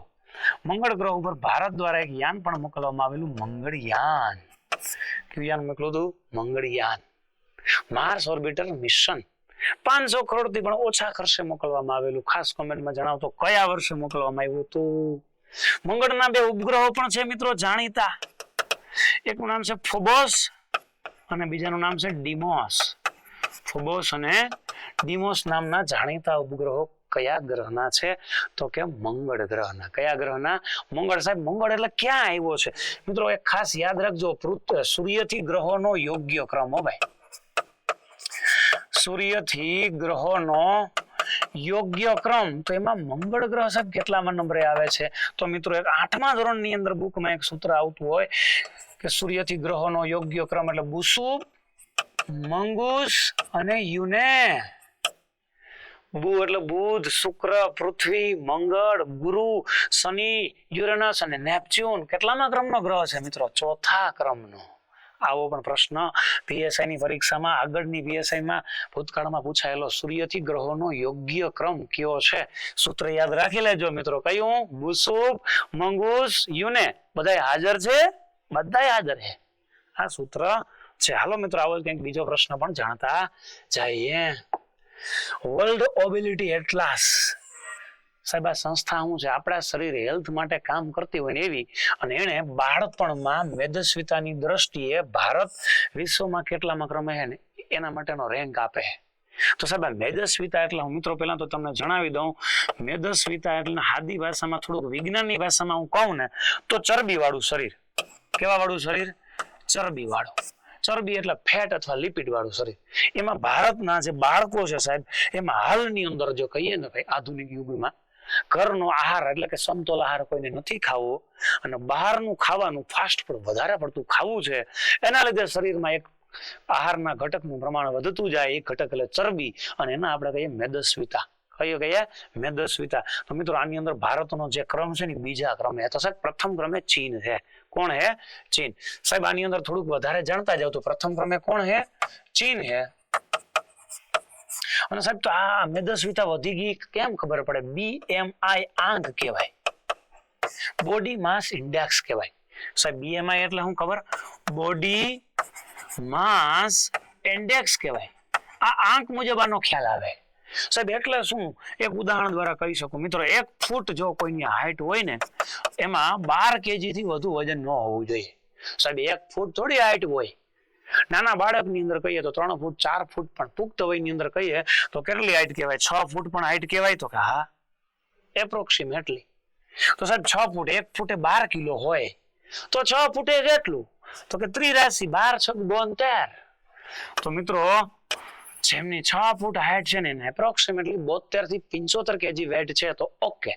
એનાથી વધારે છે ને તો એના કહેવાય ચરબીનું પ્રમાણ જાજુ બધું છે. ચરબી એટલે આપણા શરીરમાં મિત્રો સૌથી વધુ શક્તિ આપનાર ઘટક કહી શકાય. ચાલો મિત્રો નેક્સ્ટ ક્વેશ્ચન પણ જાણતા જઈએ. 4 માર્ચ 2026 ના રોજ ભારતમાં કઈ થીમ હેઠળ 55મો રાષ્ટ્રીય સુરક્ષા સપ્તાહ ઉજવવામાં આવી રહ્યો છે? કઈ થીમ હેઠળ? એની થીમ શું છે? સુરક્ષા જીવન છે, અકસ્માત મુક્ત ભારત છે, પછી ડિજિટલ સેફ્ટી ફર્સ્ટ છે, engage, educate and empower people two enhance safety છે. મિત્રો હેતુ જો થીમ 5મો રાષ્ટ્રીય સુરક્ષા, મતલબ સુરક્ષાને લગતું કંઈક હશે.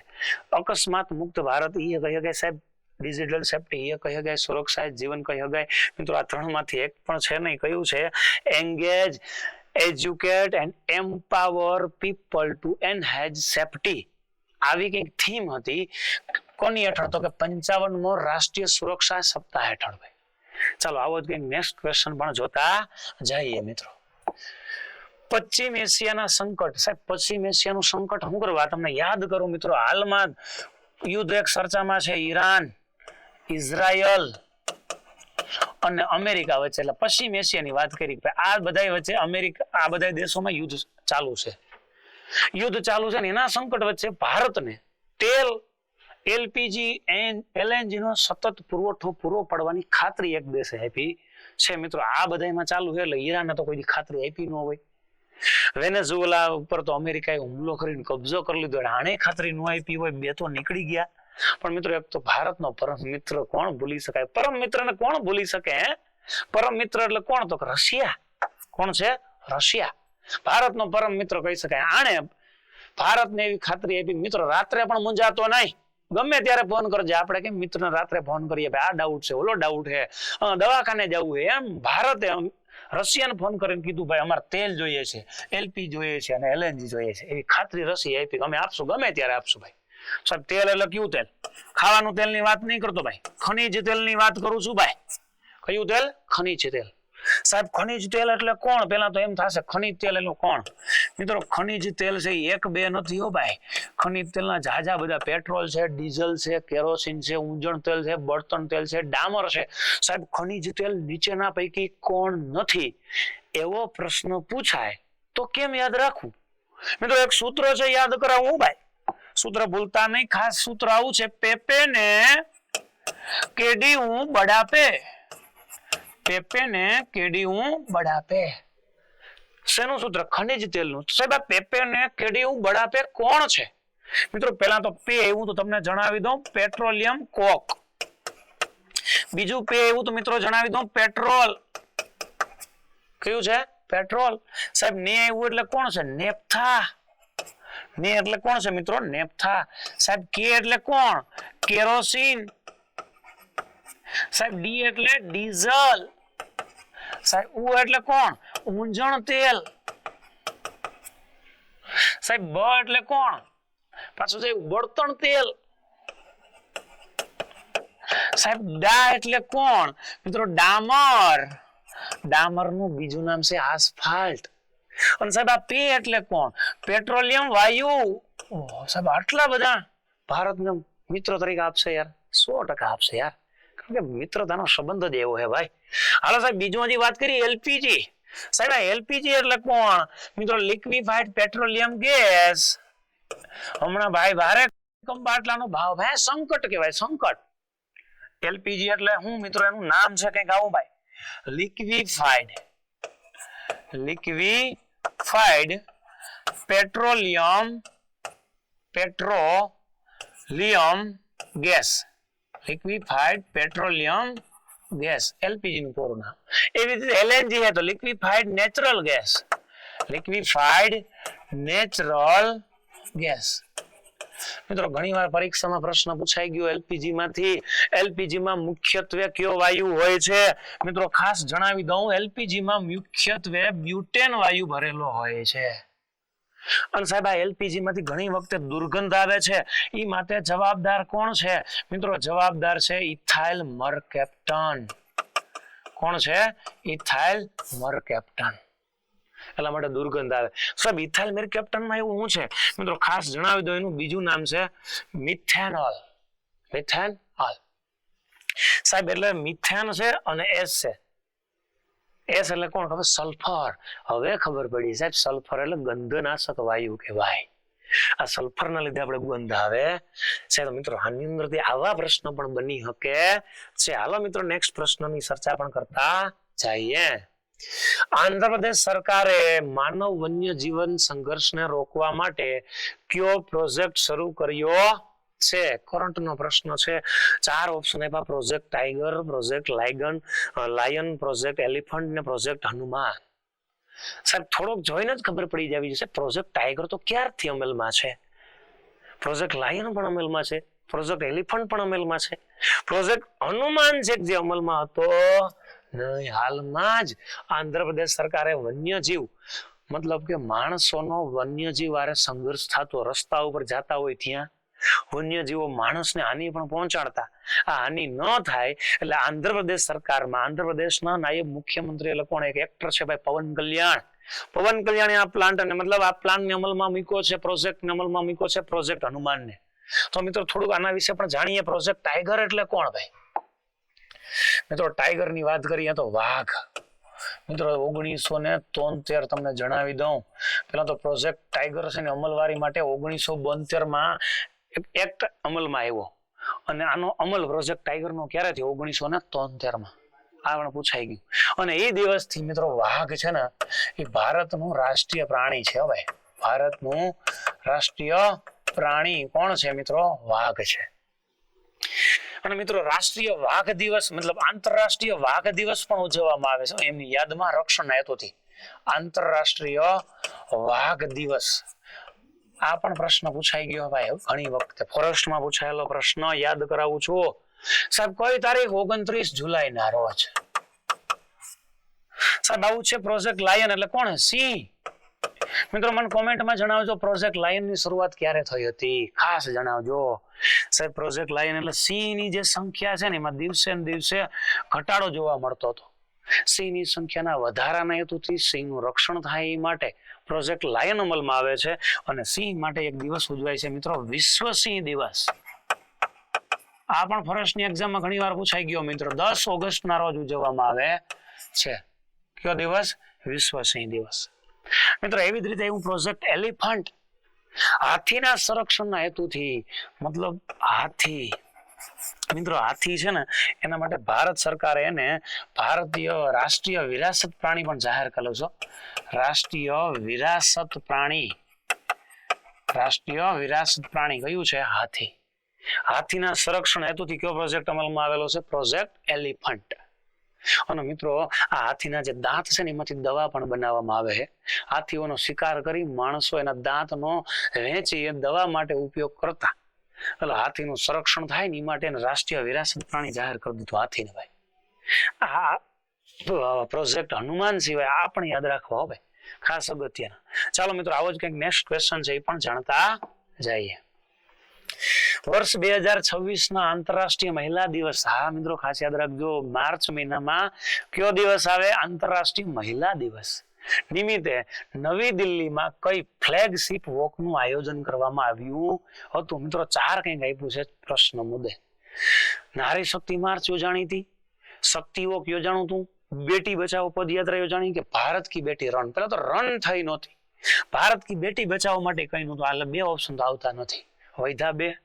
મિત્રો આની અંદર યાદ રાખશું નારી શક્તિ માટે એક વોક થઈ હતી અને એ માટે નારી શક્તિ માટે વોક થઈ. એટલે નારી શક્તિ માર્ચ નહીં આવતું, ખાલી વોક થઈ એટલે શક્તિ વોક. બધાએ નક્કી કર્યું મહિલાઓએ કે આપણે બધાએ એક સાથે મળીને યુનિટીમાં શક્તિ પ્રદર્શન કરવાનું છે, એના માટે નામ આપવામાં આવ્યું શક્તિ વોક. તો સાહેબ આંતરરાષ્ટ્રીય જે મહિલા દિવસ છે એ ક્યારે ઉજવવામાં આવે? પહેલા તમને એ ખ્યાલ હોવો જોઈએ મિત્રો. 8 માર્ચ ના રોજ આંતરરાષ્ટ્રીય મહિલા દિવસ ઉજવવામાં આવે છે. કયો દિવસ? આંતરરાષ્ટ્રીય મહિલા દિવસ. સાહેબ આની ઉજવણીની જાહેરાત પણ કોણ કરે છે? UN. કોણ કરે છે? UN. સાહેબ આ તારીખે શા માટે ઉજવવામાં આવે? ખાસ તમને જણાવી દો મિત્રો, 8 માર્ચ 1909 ના રોજ અમેરિકાની અંદર જાજી બધી મહિલાઓએ ભળીને મતલબ એક સાથે ભેગી થઈને એક આંદોલન કર્યું. કામના કલાકો વધારે હતા ને એ ઓછા કરવા હારુથી. એટલે ત્યારથી આ દિવસની ઉજવણી કરવામાં આવે. પણ 1911માં આ ઉજવણીની શરૂઆત કરી. આમ જોઈએ તો 1908માં એક વખત ભેગી થઈ હતી, શરૂઆત કરી, પણ પરમિશન આપી નહીં. ખરેખર પરમિશન મળી 1975માં. આંતરરાષ્ટ્રીય સ્તરે મહિલા દિવસની ઉજવણી ક્યારથી કરવામાં આવે? 1975 થી કરવામાં આવે છે. મિત્રો ખાસ જણાવી દઉં તમને, એની થીમ કંઈક આવી છે ભાઈ 2026 ની. હો ભાઈ, rights, justice, action for all womens and girls આ વખતની થીમ હે. સાહેબ જરૂરી નથી આંતરરાષ્ટ્રીય મહિલા દિવસ જ પૂછે ભાઈ. તમને આવું પણ પૂછ્યું કે રાષ્ટ્રીય મહિલા દિવસ ક્યારે ઉજવાય છે? રાષ્ટ્રીય મહિલા દિવસ ક્યારે ઉજવાય છે? આ પણ આપણે અગાઉના ખાસ એક વિડીયોમાં ચર્ચા કરેલી છે ભાઈ રાષ્ટ્રીય મહિલા દિવસ વિશે. તમે વધુ માહિતી માટે એ આપણે ફેબ્રુઆરી મહિનાના કરંટ અફેર્સનો પ્રથમ વીકનો વિડીયો નિહાળજો. પણ થોડીક માહિતી તો જાણતા જ જઈએ. મિત્રો ભારતની બુલબુલ તરીકે ઓળખાય છે સરોજની નાયડુ. ભારતના કોકિલા તરીકે ઓળખાય છે સરોજની નાયડુ. એમના જન્મ દિવસની યાદમાં રાષ્ટ્રીય મહિલા દિવસ ઉજવવામાં આવે છે. ઉત્તર પ્રદેશના રાજ્યપાલ તરીકે નિમણૂક થયેલા સરોજની નાયડુ, કોંગ્રેસના પ્રથમ પ્રમુખ રહેલા સરોજની નાયડુ. અને હમણાં જે મિત્રો આપણે માર્ચ મહિનાની વાત કરીએ તો કે 12 માર્ચ, કઈ 12 માર્ચ 1930 માં જે દાંડી યાત્રા થયેલી ભાઈ, હે, એ દાંડી યાત્રામાં ગાંધીજીની ધરપકડ પછી જો કોઈ દાંડી યાત્રાનું સંચાલન કરેલું ને મિત્રો, તો એ કોણ હતા? સરોજની નાયડુ. આની યાદમાં રાષ્ટ્રીય મહિલા દિવસ ઉજવાય છે. તો મિત્રો મને કોમેન્ટની અંદર અથવા તો આપણો જે એક વિડીયો છે ફેબ્રુઆરીના ફર્સ્ટ વીકનો, એની અંદર વિશેષ માહિતી રાષ્ટ્રીય મહિલા દિવસ વિશે પણ આપેલી છે. હાલો નેક્સ્ટ ક્વેશ્ચન પણ જાણતા જઈએ. મિત્રો જાણીએ એ પહેલા એક સરસ મજાની માહિતી આપી દઉં. કોન્સ્ટેબલની અને પીએસઆઈ ની પરીક્ષાની જાજી વાર તો છે નહીં, છતાં પણ તમારે એ પણ માત્ર કેટલા રૂપિયા મિત્રો? 249 માં. હો ભાઈ, વિડીયો કોર્સ છે એ પણ બધા વિષયનો નહીં ભાઈ, ખાલી 2 જ, મેથ્સ, રીઝનિંગ. એના વગર પરીક્ષા પાસ જ ન થાય એવી 3 મહિનાની વેલિડિટી વાળો કેટલા વિડીયો? 250 થી વધારે વિડીયો આપેલા છે. મિત્રો શીખવું છે, આવી જાઓ, ડાઉનલોડ કરો અને લઈ લો. હાલો આગળનો પ્રશ્ન મિત્રો. પ્રથમ ખેલો ઇન્ડિયા ટ્રાઇબલ ગેમ્સ નું આયોજન કયા રાજ્યમાં કરવામાં આવશે? સાહેબ ખેલો ઇન્ડિયા ગેમ્સ તો ઘણી વખત યોજાય છે, તો આ ટ્રાઇબલ્સ ગેમ્સ એટલે હું મિત્રો? ખેલો ઇન્ડિયા ટ્રાઇબલ્સ ગેમ્સ એટલે આદિવાસી જે રાજ્યો છે ને એમાં જે બાળકો વસવાટ કરે છે ને એ બાળકો પણ રમત ગમત ક્ષેત્રે આગળ વધે ને એ માટે પ્રથમ વખત આનું આયોજન થઈ રહ્યું છે. અને કયા રાજ્યમાં? તો મિત્રો આટલા રાજ્યમાંથી સૌથી વધારે આદિવાસીની જો વસ્તી કહી શકીએ ક્યાં આવેલી? છત્તીસગઢમાં. છત્તીસગઢમાં આયોજન કરવામાં આવશે. છત્તીસગઢ, રાયપુર રાજધાની કહી શકાય. નક્સલીઓની ગઢ કહીએ તો છત્તીસગઢ. કયું છે? છત્તીસગઢ. આની અંદર આનું આયોજન કરવામાં આવશે. ચાલો મિત્રો નેક્સ્ટ કંઈક આવો જ પ્રશ્ન છે. કેન્દ્રીય મંત્રી અમિત શાહે ઇફકોના, સાહેબ ઇફકો હે ને કૃત્રિમ ખાતર બનાવવા માટેની એક સંસ્થા છે, કામ કરે છે. એમાં એકમમાં સલ્ફ્યુરિક એસિડના પ્લાન્ટ 3 નું ઉદ્ઘાટન કેન્દ્રીય મંત્રી અમિત શાહે કર્યું છે. પણ કયા એકમમાં, મતલબ કયા સ્થળે કર્યું? મિત્રો કલોલમાં પણ આનું આવ્યું છે કારખાનું, ફેક્ટરી. કંડલામાં પણ આવી છે. પારાદીપ, આમ સાંભળીને લાગે છે એક પણ નહીં. કયો ઓપ્શન હે? પણ મિત્રો આ બે તો પહેલેથી જ એક્ટિવ છે જ ઓલરેડી, આ બે તો આવશે નહીં. તો વધ્યા 2 જ, પારાદીપ ને એક પણ નહીં. મિત્રો જણાવી દઉં ક્યાં ઉદ્ઘાટન કરવામાં આવ્યું છે? પારાદીપમાં. ક્યાં? ઓડિશા. કેવું છે? ઓડિશાની અંદર. તો સાહેબ આજે વાત કરી સલ્ફ્યુરિક એસિડ એટલે હું હમણાં જ મિત્રો જાણ્યું સલ્ફ્યુરિક એસિડ એટલે કોણ હે? રસાયણનો રાજા છે ભાઈ. કોણ હે? રસાયણનો રાજા હે. સૂત્ર શું છે? H2SO4. એનું અણુસૂત્ર શું છે? H2SO4. એના પ્લાન્ટ નું ઉદ્ઘાટન કર્યું છે. અને સાહેબ H2SO4 નો ઉપયોગ મિત્રો બીજી જગ્યાએ ક્યાં થાય? મિત્રો તમને એક જણાવી દઉં, થોડુંક નુકસાન કરતા પણ છે. એસિડ વર્ષા થાય ને, એસિડ વર્ષા, એસિડ રેઇન કહીએ, સાદી ભાષામાં કરા પડે છે એવું કહીએ. એસિડ વર્ષા માટે જવાબદાર વાયુ છે ને એ SO2 છે, સલ્ફર ડાયોક્સાઇડ. અને જવાબદાર જો એસિડ કહેવામાં આવે ને તો H2SO4. આવી રીતે યાદ રાખશું. આ પ્લાન્ટનું ઉદ્ઘાટન અમિત શાહ દ્વારા કરવામાં આવ્યું છે. ચાલો મિત્રો આવો જ કંઈક ક્વેશ્ચન બીજો પણ જાણતા જઈએ. તાજેતરમાં કયા દેશના બીચ પરથી 150 મિલિયન વર્ષ જૂના ડાયનેસોરના ઈંડાનો માળો મળી એવો ભાઈ? તો મિત્રો જણાવી દઉં 4 દેશના નામ આપ્યા છે. Portugal, Spain, Egypt, Nepal. તો પેલા તો મિત્રો તમને અમે જણાવી દઉં, જે દેશની વાત આવી એ કયો દેશ છે? પોર્ટુગલના દરિયા કિનારેથી મળી આવ્યા એક સાથે 8 માળા મળી આવ્યા. તો સાહેબ આ ડાયનાસોર શું છે ભાઈ? મિત્રો ડાયનાસોર એક એવું પ્રાણી છે કે જે સમય જતા લુપ્ત થઈ ગયું. સમય જતા કેવું થઈ ગયું? લુપ્ત થઈ ગયું. અને સાહેબ ડાયનાસોર છે ઈંડા. તો સાહેબ ડાયનાસોર છે કયા વર્ગનું પ્રાણી કહી શકાય? ખાસ અગત્યનો ટેકનો વિજ્ઞાનની દ્રષ્ટિએ યાદ રાખજો મિત્રો. તમને જણાવી દઉં, ડાયનાસોર છે ને સરીસૃપ વર્ગનું પ્રાણી કહેવાય. કયા વર્ગનું કહેવાય? સરીસૃપ.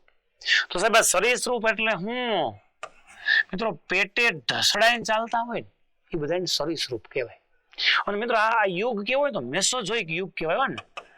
મેસોજોઇક યુગની અંદર ડાયનાસોર પ્રાણીઓ થઈ ગયા ભાઈ. કયા યુગમાં? મેસોજોઇક યુગમાં. અને કેવા પ્રાણી કહેવાય? સરીસૃપ, પેટે ઢસડાઈને ચાલતા હોય એવા. ઈંડા આપે સાહેબ. આનું ઈંડું કેવડું મોટું? આપણી હાઈટ જેવડું તો એનું ઈંડું મોટું હોય ભાઈ ડાયનાસોરના. મિત્રો ડાયનાસોરના ઈંડા મળી એવા હોય ને એવા ગુજરાતની અંદર પણ છે. એનો પાર્ક આવેલો ડાયનાસોરનો ભાઈ. એ મને કોમેન્ટમાં જણાવજો. ગુજરાતની અંદર ડાયનાસોર પાર્ક ક્યાં આવેલો છે? ડાયનાસોરનું મ્યુઝિયમ પણ આવેલું છે. ક્યાં આવેલું છે એ પણ મને કહેજો. હે આ પણ ટેકનોલોજી કરંટ અફેર્સની અંદર જીકે ની અંદર અગત્યનો પ્રશ્ન. સાહેબ આ સરીસૃપ એટલે ખબર પડી ગઈ, સરીસૃપ વર્ગનું પ્રાણી. તો સાહેબ આ સસ્તન એટલે શું? મિત્રો યાદ રાખજો, સસ્તન એટલે જે બચ્ચાઓને જન્મ આપે છે ને એ બધાને સસ્તન પ્રાણી કહેવાય. આ બંને વિષય યાદ રાખજો. ખાલી ડાયનાસોર ને ઈંડા પોર્ટુગલ માંથી મળ્યા એટલું જ યાદ રાખવાનું નથી. પોર્ટુગલ એટલે કોણ? રોનાલ્ડો. કોણ? રોનાલ્ડો. હાલો આગળનો પ્રશ્ન મિત્રો. Stockholm International Peace Research Institute એટલે એને સિપ્રી કહેવાય હો ભાઈ. ટૂંકમાં સિપ્રી.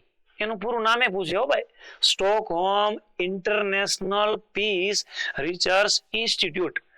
નવા અહેવાલ મુજબ વિશ્વના સૌથી મોટો હથિયાર આયાતકાર દેશમાં બીજા ક્રમે કોણ હે ભાઈ? પહેલા ક્રમે નથી પૂછ્યું ભાઈ. પહેલા ક્રમે પહેલા તો ખબર હોવી જોઈએ પહેલા ક્રમે કોણ આયાત કરે. આયાત એટલે બીજા પાસેથી લે છે ભાઈ. તો 4 ઓપ્શન છે: રશિયા, ભારત, ફ્રાન્સ અને યુક્રેન. પેલા તો રશિયા શું કરવા નહીં આવે? કહું રશિયા પાસેથી આપણે લઈએ છીએ ભાઈ. આપણે એની પાસે આયાત કરીએ એટલે રશિયા આવી છે નહીં. એટલે ભારત લઈ છે. ભારત બીજા ક્રમે કે પેલા ખબર નથી. મિત્રો ફ્રાન્સ પાસેથી પણ આપણે લઈએ છીએ. ફ્રાન્સ પાસેથી પણ આ રાફેલ ની જે ડીલ થઈ ફ્રાન્સ પાસે જ લીધું. તો સાહેબ ફ્રાન્સ એ આયાત કરતો નથી ભાઈ. તો સાહેબ બે ગયા, બે જ વૈતા. યુક્રેન અને બીજું કોણ વધ્યું છે? ભારત. મેં તો જણાવી દઉં કે બીજા ક્રમે જો કોઈ દેશ હોય ને કોણ હે? ભારત દેશ છે. તો સાહેબ પ્રથમ ક્રમે કોઈ દેશ હોય તો કોણ હે ખબર? યુક્રેન. કયો દેશ છે? યુક્રેન દેશ. ભારત છે રશિયા પાસેથી સૌથી વધારે લે છે. ફ્રાન્સ પાસેથી પણ લે છે. પણ આયાત કરે બીજા નંબરે કહી તો કોણ હે? ભારત દેશ. સાહેબ યુક્રેન પ્રથમ ક્રમે શું કરવા આવી ગયો? ખોબાડ જેવડો દેશ, ઘઉંનો ભંડાર તરીકે ઓળખાય, પેટ્રોલિયમ મળી આવે. રશિયા હાલમાં આના ઉપર ખૂબ હુમલાઓ કરે છે સાહેબ. એટલા માટે યુક્રેન છે એ સૌથી વધુ આયાત એટલે કરે પોતાના દેશનું રક્ષણ થાય એટલા હેતુથી. હાલો નેક્સ્ટ ક્વેશ્ચન પણ જોતા જઈએ. સાહેબ ન્યુક્લિયર પાવર પ્લાન્ટ સંભાળનાર પ્રથમ ભારતીય મહિલા કોણ બન્યા? સાહેબ ન્યુક્લિયર પાવર પ્લાન્ટ હમણાં જ આવ્યું હતું ભાઈ. પરમાણુ ઉર્જા ક્ષેત્રે 7 મથકો જોયા ભાઈ. એમાંય જે કર્ણાટકની અંદર મથક આવ્યું કેગા, એને સંભાળવાના છે આ મહિલા ભાઈ. સાહેબ ડોક્ટર ટેસી થોમસ છે, RN નચમ્મઈ છે, રિતુ કરીદવાલ છે, મુથૈયા વનિથા છે. સાહેબ નામ ટેસી થોમસ નું તો મિત્રો હમણાં સાંભળ્યું. મહિલા મિસાઇલ વુમેન કોણ છે? ટેસી થોમસ. સાહેબ આનું નામ સાંભળ્યું છે રિતુ કરીદવાલ. રિતુ કરીદવાલ નું પણ નામ સાંભળ્યું છે સાહેબ. ક્યાં સાંભળ્યું? જેમાં મિસાઇલ વુમેન છે ને તો મિત્રો આને રોકેટ વુમેન કહેવામાં આવે છે. સાહેબ મુથૈયા વનિથાનું પણ નામ સાંભળેલું છે મિત્રો. ચંદ્રયાનના વિકાસમાં પણ આ મહિલાનો ખૂબ ફાળો હતો. વૈધા કોણ? સાહેબ RM નચમ્મઈ. એ પહેલી મહિલા એવી છે મિત્રો, એને હાલની અંદર ભારતમાં ન્યુક્લિયર પાવર પ્લાન્ટ સંભાળનાર પહેલા બન્યા છે. તો સાહેબ આ ન્યુક્લિયર પાવર પ્લાન્ટની વાત આવી તો સાહેબ ભારતની અંદરથી ન્યુક્લિયર પાવર પ્લાન્ટના પિતા કેવા હોય તો કોને કેવા? કોને કેવા? ડોક્ટર હોમી જહાંગીર ભાભા. ડોક્ટર હોમી જહાંગીર ભાભા. આની યાદમાં Bhabha atomic research centre Trombay Mumbai આવેલું છે. સાહેબ તો વિશ્વમાંથી કોને કેવા? મિત્રો જણાવી દઉં, વિશ્વમાંથી એક વ્યક્તિ હતા અર્નેસ્ટ રુથરફોર્ડ. કોણ હતા? Ernst Rutherford. એને ન્યુક્લિયર ભૌતિક વિજ્ઞાનના પિતા કહેવાય ભાઈ, વિશ્વના. હો ભાઈ, વિશ્વના ન્યુક્લિયર ભૌતિક વિજ્ઞાનના પિતા કોને કહેવાય છે? Ernst Rutherford. શા માટે કહેવાય છે ન્યુક્લિયર ભૌતિક વિજ્ઞાનના? મિત્રો જણાવી દઉં, એને પરમાણુના કેન્દ્ર વિશે માહિતી આપી અને એવું કીધું પરમાણુના કેન્દ્રમાં પ્રોટોન અને ન્યુટ્રોન છે. પરમાણુના કેન્દ્ર વિશે માહિતી આપી. રેડિયો સક્રિયતા વિશે પણ માહિતી આપી. રેડિયો સક્રિયતા વિશે પણ. અને આ બદલ તો મિત્રો એને રસાયણ વિજ્ઞાનનો સર્વશ્રેષ્ઠ એવોર્ડ, જે નોબેલ કહી શકાય ને, એ પણ મળેલો છે. કોને મળેલો છે? અર્નેસ્ટ રુથરફોર્ડને. ચાલો મિત્રો, આવો જ કંઈક નેક્સ્ટ ક્વેશ્ચન પણ જાણતા જઈએ. હાલમાં યોજાયેલી 11મા રાયસીના સંવાદમાં મુખ્ય અતિથિ તરીકે એક વ્યક્તિ હતા ફિનલેન્ડ દેશ. કયો દેશ? ફિનલેન્ડ દેશ. એના રાષ્ટ્રપતિ એલેક્ઝાન્ડર સ્ટબે ભારતની મુલાકાત લીધી હતી. સાહેબ, આ રાયસીના સંવાદ, રાયસીના ને રાષ્ટ્રપતિ ભવનની અંદર આવેલું ઊંચાઈ ઉપર એક વિસ્તાર છે, ભૌગોલિક વિસ્તાર કહેવાય. એ ભારતની અગ્રણી જોય ભૌગોલિક, રાજકીય અને ભૌગોલિક આર્થિક કોન્ફરન્સ છે. એવી હાલમાં યોજાણી હતી. કેટલામી? 11મી. ત્યારે એના મુખ્ય અતિથિ તરીકે કોણ હતા? ફિનલેન્ડના રાષ્ટ્રપતિ હતા. આવ્યા હતા ભારતમાં. સાહેબ તો કે બંને આવ્યા હતા. તો સાહેબ બંને આવેલા હે તો જવાબ કયો આવશે? 1 અને 2 બંને. સાહેબ ફિનલેન્ડ છે ને, એના વિશે થોડુંક આવું યાદ રાખજો મિત્રો. ફિનલેન્ડ એટલે નાટોની અંદર લાસ્ટમાં સભ્ય તરીકે જોડાનાર દેશ કહેવાય હોય ને, તો ફિનલેન્ડ નામનો દેશ છે ભાઈ. નાટો એટલે કોણ સાહેબ? National Atomic Treaty Organisation. પેલા તો સાહેબ શું કામ કરે? પણ એક તો બીજું આવું નામ છે, નોર્થ એટલાન્ટિક ટ્રીટી ઓર્ગેનાઇઝેશન. શેના માટે કામ કરે સાહેબ? આ યુરોપ ખંડમાં જે દેશો આવ્યા ને, એ એના ઉપર કોઈ હુમલો કરે ને, તો એના માટે એક સંસ્થા કામ કરે, નાટો. નાટો ઉપર એટલે કે યુરોપમાં ઇંગ્લેન્ડ ઉપર કોઈ હુમલો કર્યો તો એવું સમજી લેવાનું કે નાટોના દેશ ઉપર હુમલો કર્યો. આ નાટોમાં લાસ્ટમાં જે સભ્ય તરીકે દેશ જોડાણો ને, ફિનલેન્ડ 2023માં જોડાણો. કોણ દેશ જોડાણું? ફિનલેન્ડ. આને ભારતની અંદર રાયસીના જે સંવાદ યોજાણી હતી ને 11મી, ત્યારે ભાગ લીધો. નાટોની સ્થાપના ક્યારે થઈ? મને ખાસ કોમેન્ટની અંદર જણાવજો ભાઈ. નાટોની સ્થાપના ક્યારે થઈ? કોમેન્ટમાં જણાવજો મિત્રો. આની અંદરથી આ ભૌગોલિક ને લગતો આવો કરંટનો પ્રશ્ન હતો. નેક્સ્ટ ક્વેશ્ચન પણ જોતા જઈએ. પાછો કંઈક વિજ્ઞાનને લગતો પ્રશ્ન આવ્યો છે ભાઈ. તાજેતરમાં ચાલી રહેલા ત્રિપક્ષીય યુદ્ધ. સાહેબ ત્રિપક્ષીય યુદ્ધ એટલે કોણ? એક તો મિત્રો ઈરાન છે, પછી એક ઇઝરાયલ છે, અને ત્રીજું છે અમેરિકા. આ 3 દેશો છે. એમાં ઇઝરાયલે એની પાડોશી દેશ છે, ઇઝરાયલનો પાડોશી લેબેનોન, એના ઉપર કયા બોમ્બથી હુમલો કરવાની લીધે માનવી શરીરના હાડકાં બળીને રાખ થઈ ગયા ભાઈ. હાવ રાખ થઈ જાય. બાકી હાડકાં ઘડીકમાં ન હળે ભાઈ. સાહેબ હાડકાં ન હળે એનું કારણ શું છે ખબર? હાડકાં હે મિત્રો એક વસ્તુના બનેલા છે, કાકો3ના અને બીજા ફોસ્ફરસના. સાહેબ કાકો3 એટલે કોણ? કેલ્શિયમ કાર્બોનેટ અને ફોસ્ફરસના બન્યા છે હાડકાં. એટલા માટે ઘડીકમાં હળગીને રાખ ન થાય, કારણ કે હાડકાં મજબૂત છે, આપણા શરીરના આધાર આપે. એને રાખ કરી દે એવો એક બોમ્બ નાખ્યો છે ઇઝરાયલે લેબનન ઉપર. અને એને આ ફરિયાદ UN ને કરી છે કે ભાઈ આવો બોમ્બ નાખે, અમારા માણસો 800 થી માણસો વધારે મરી ગયા, એ રાખ થઈ ગયા. તો સાહેબ એવો કયો બોમ્બ નાખવામાં આવ્યો છે? 4 ઓપ્શન આપ્યા: લાલ ફોસ્ફરસ, કાળો ફોસ્ફરસ, સફેદ ફોસ્ફરસ, એક પણ નહીં. પેલા તો બધામાં ફોસ્ફરસ છે સાહેબ. ફોસ્ફરસની સંજ્ઞા P. આવો પણ પ્રશ્ન કોન્સ્ટેબલમાં બનશે. તો સાહેબ આ ફોસ્ફરસ શું છે મિત્રો? ખાસ જણાવી દઉં, ફોસ્ફરસ અધાતુ છે. શું છે મિત્રો? અધાતુ. અને અધાતુમાં મિત્રો સૌથી વધુ સક્રિય છે. અધાતુમાં સૌથી વધુ સક્રિય તત્વ છે.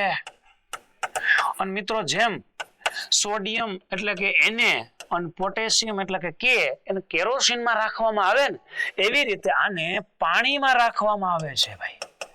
અને જો હવાના સંપર્કમાં આવે ને તરત જ હળગી ઉઠે.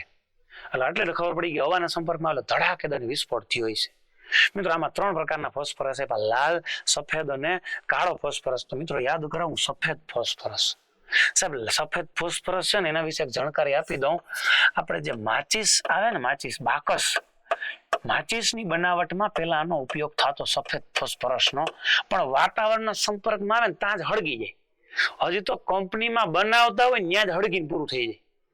સરકારે આના ઉપર પ્રતિબંધ મૂકી દીધો. ભારત સરકારે માચીસની બનાવટમાં સફેદ ફોસ્ફરસનો ઉપયોગ બંધ. અત્યારે બેનો જ ઉપયોગ થાય, લાલ અને કાળો. તો મિત્રો આજે ઇઝરાયલ છે ને એને પાડોશી દેશ લેબનન ઉપર સફેદ ફોસ્ફરસ બોમ્બ જીકો ને, જેવો જીકો ને એટલે વાતાવરણ સંપર્કમાં આવ્યો ને એટલે 800 સેલ્સિયસ તાપમાન થઈ ગયું. ભાઈ 800 સેલ્સિયસ. સાહેબ ઉનાળામાં 50 હોય તો રાડું નાખીએ. 800 એટલે માણા હળગીને રાખ થઈ ગયા, હાડકા સહિત રાખ. આવો બોમ્બ જીકો એને. અને આ બોમ્બ વિશે છે માણસ ઉપર નો જીકી હગાય, માણસની વસ્તી રહેતી હોય ન્યાય નો જીકી, અન્ય વિસ્તારમાં જીકી હગાય છે, પણ માનવીય વસ્તીને નુકસાન ન થાય, પર્યાવરણને નુકસાન ન થાય ત્યાં આ બોમ્બ નાખી શકાય છે. પણ ઇઝરાયલે લેબેનન ઉપર નાખી દીધો. ભાઈ ક્યાં ઉપર? લેબેનન ઉપર. તો સાહેબ ઇઝરાયલની વાત આવી, ઈરાનની વાત આવી, અમેરિકાની વાત આવી. સાહેબ આ ઈરાક ને ઈરાનના બધા શું છે? ઈરાન શું છે સાહેબ? આ ત્રિપક્ષીય યુદ્ધ હાલે સાહેબ. તો ઈરાનના પાડોશી દેશો એવો પ્રશ્ન પૂછ્યો, જેમ ઇઝરાયલનો પાડોશી દેશ કોણ છે? લેબેનોન છે. તો હા, એના પર બોમ્બ જીકો. તો સાહેબ આ ઈરાનના જે પાડોશી દેશો એ કોણ? પે એટલે કોણ છે? પેટા. નામ શું? પેટા. સાહેબ પેટા એટલે કોણ?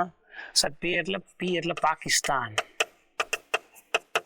સાહેબ ઈ એટલે તો કે ઈરાક, ઈરાનનો પાડોશી દેશ. સાહેબ ટી એટલે કોણ? તુર્કી. સાહેબ બીજું હજી એક વાર ટી, તુર્કમેકિસ્તાન. તુર્કમેકિસ્તાન. સાહેબ હજી પાછો કોણ આવ્યો? એ એટલે કોણ? અઝરબૈજાન. પાછો એ એટલે કોણ? આર્મેનિયા. અને હજી એક વાર એટલે અફઘાનિસ્તાન. મિત્રો આના પાડોશી દેશો 7 છે. ખાસ યાદ રાખજો, કરંટ અફેર્સમાં આવું પણ પૂછે. યુદ્ધ ચાલે છે ને એટલે એના પાડોશી દેશ વિશે પણ પૂછશે. મને કોમેન્ટમાં જણાવજો ઈરાનનું પાટનગર કયું છે. હાલો કોમેન્ટમાં જણાવજો. હાલો નેક્સ્ટ ક્વેશ્ચન મિત્રો, રમત ગમતને લગતો પ્રશ્ન એવો વાંચો મિત્રો. ICC men's T20 World Cup 2026 નો ખિતાબ ભારતે કયા દેશને હરાવીને જીતો? જબરદસ્ત પ્રદર્શન કર્યું ભાઈ. યા હોમ કરો પડે ફતેહ છે આગે, હે એવું સૂત્ર જો સાર્થક કર્યું તો ભારતે કર્યું છે. શા માટે? દરેક ખેલાડીએ પોતાનો જેવ આપી દે ન્યા સુધીનું મેદાન પ્રદર્શન કર્યું ભાઈ. શા માટે? એક ઉદાહરણ આપીને કહું. અક્ષર પટેલ દોડતા મેદાનમાં જાતો તો કેચ એટલે ઝડપથી પકડ્યો અને સાથે સાથે ઊંચો કૂદકો લગાવ્યો. શા માટે ખબર? કે ભાઈ જીતવું છે ને તો લાસ્ટ વિકલ્પ છે ભાઈ. એટલો કૂદકો લગાવ્યો કે જ્યાં સુધી શક્તિ હતી ત્યાં સુધી પ્રયત્ન ફૂલ કરી લીધો.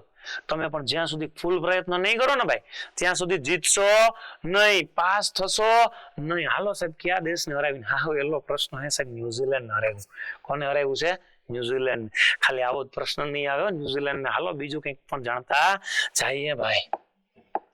8 માર્ચ જે અમદાવાદનું સૌથી ભારતનું વિશ્વનું મોટું સ્ટેડિયમ કહું, નરેન્દ્ર મોદી સ્ટેડિયમ. તો મિત્રો આવું ન પૂછે. વિશ્વનું સૌથી મોટું નરેન્દ્ર મોદી સ્ટેડિયમ છે એનું પહેલા નામ શું હતું એવું પૂછે હો. સરદાર વલ્લભભાઈ પટેલના નામ ઉપરથી એનું નામ હતું સરદાર વલ્લભભાઈ પટેલ સ્ટેડિયમ હતું ભાઈ, પણ એનું નામ શું રાખ્યું? નરેન્દ્ર મોદી સ્ટેડિયમ. ફાઇનલમાં ન્યુઝીલેન્ડને 96 રનથી હરાવી દીધું અને ટાઇટલ જીતી લીધું. અને સાહેબ વિશ્વની પ્રથમ ટીમ બની છે જેને 3 વખત આ ટાઇટલ જીત્યું છે. કેટલી વખત? 3 વાર.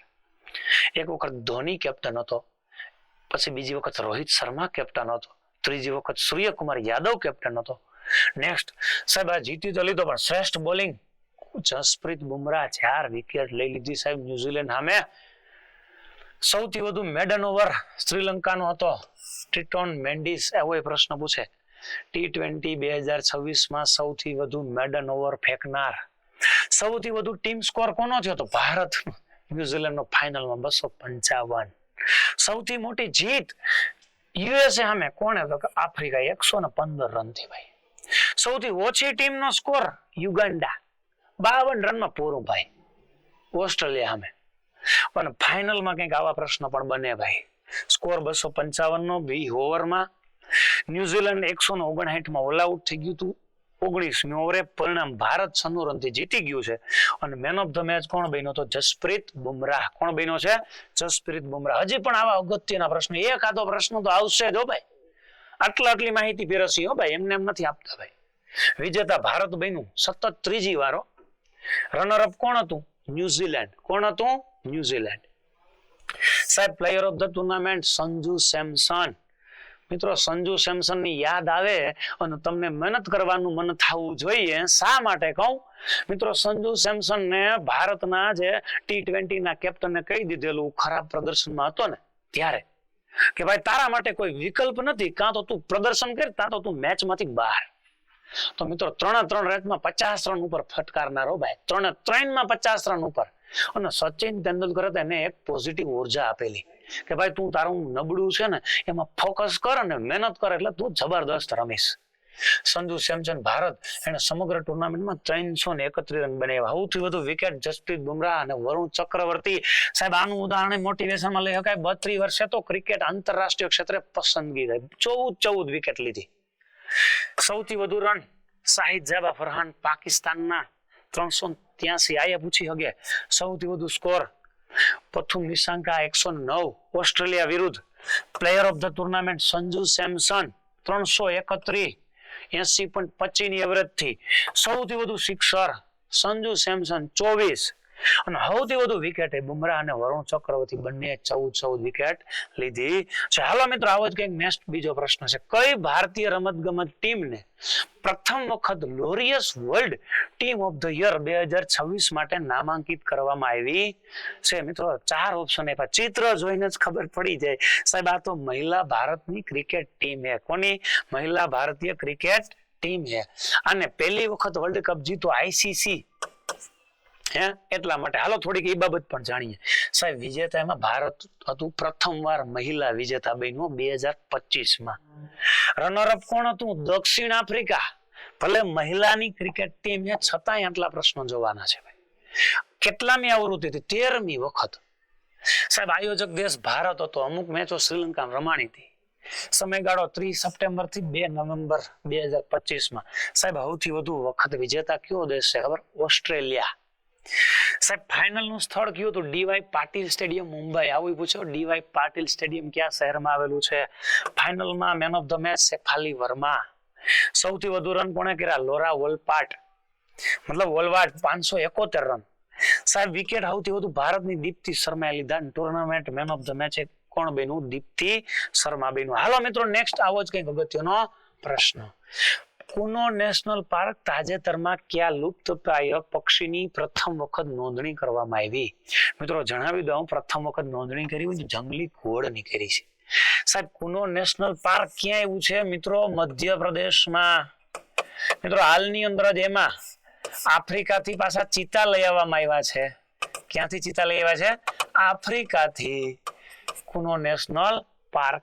અને સાહેબ આ લુપ્તપ્રાય પક્ષી છે તો સાહેબ લુપ્તપ્રાય છે એની જાહેરાત કોણ કરે? IUCN. સાહેબ IUCN એટલે કોણ? ઇન્ટરનેશનલ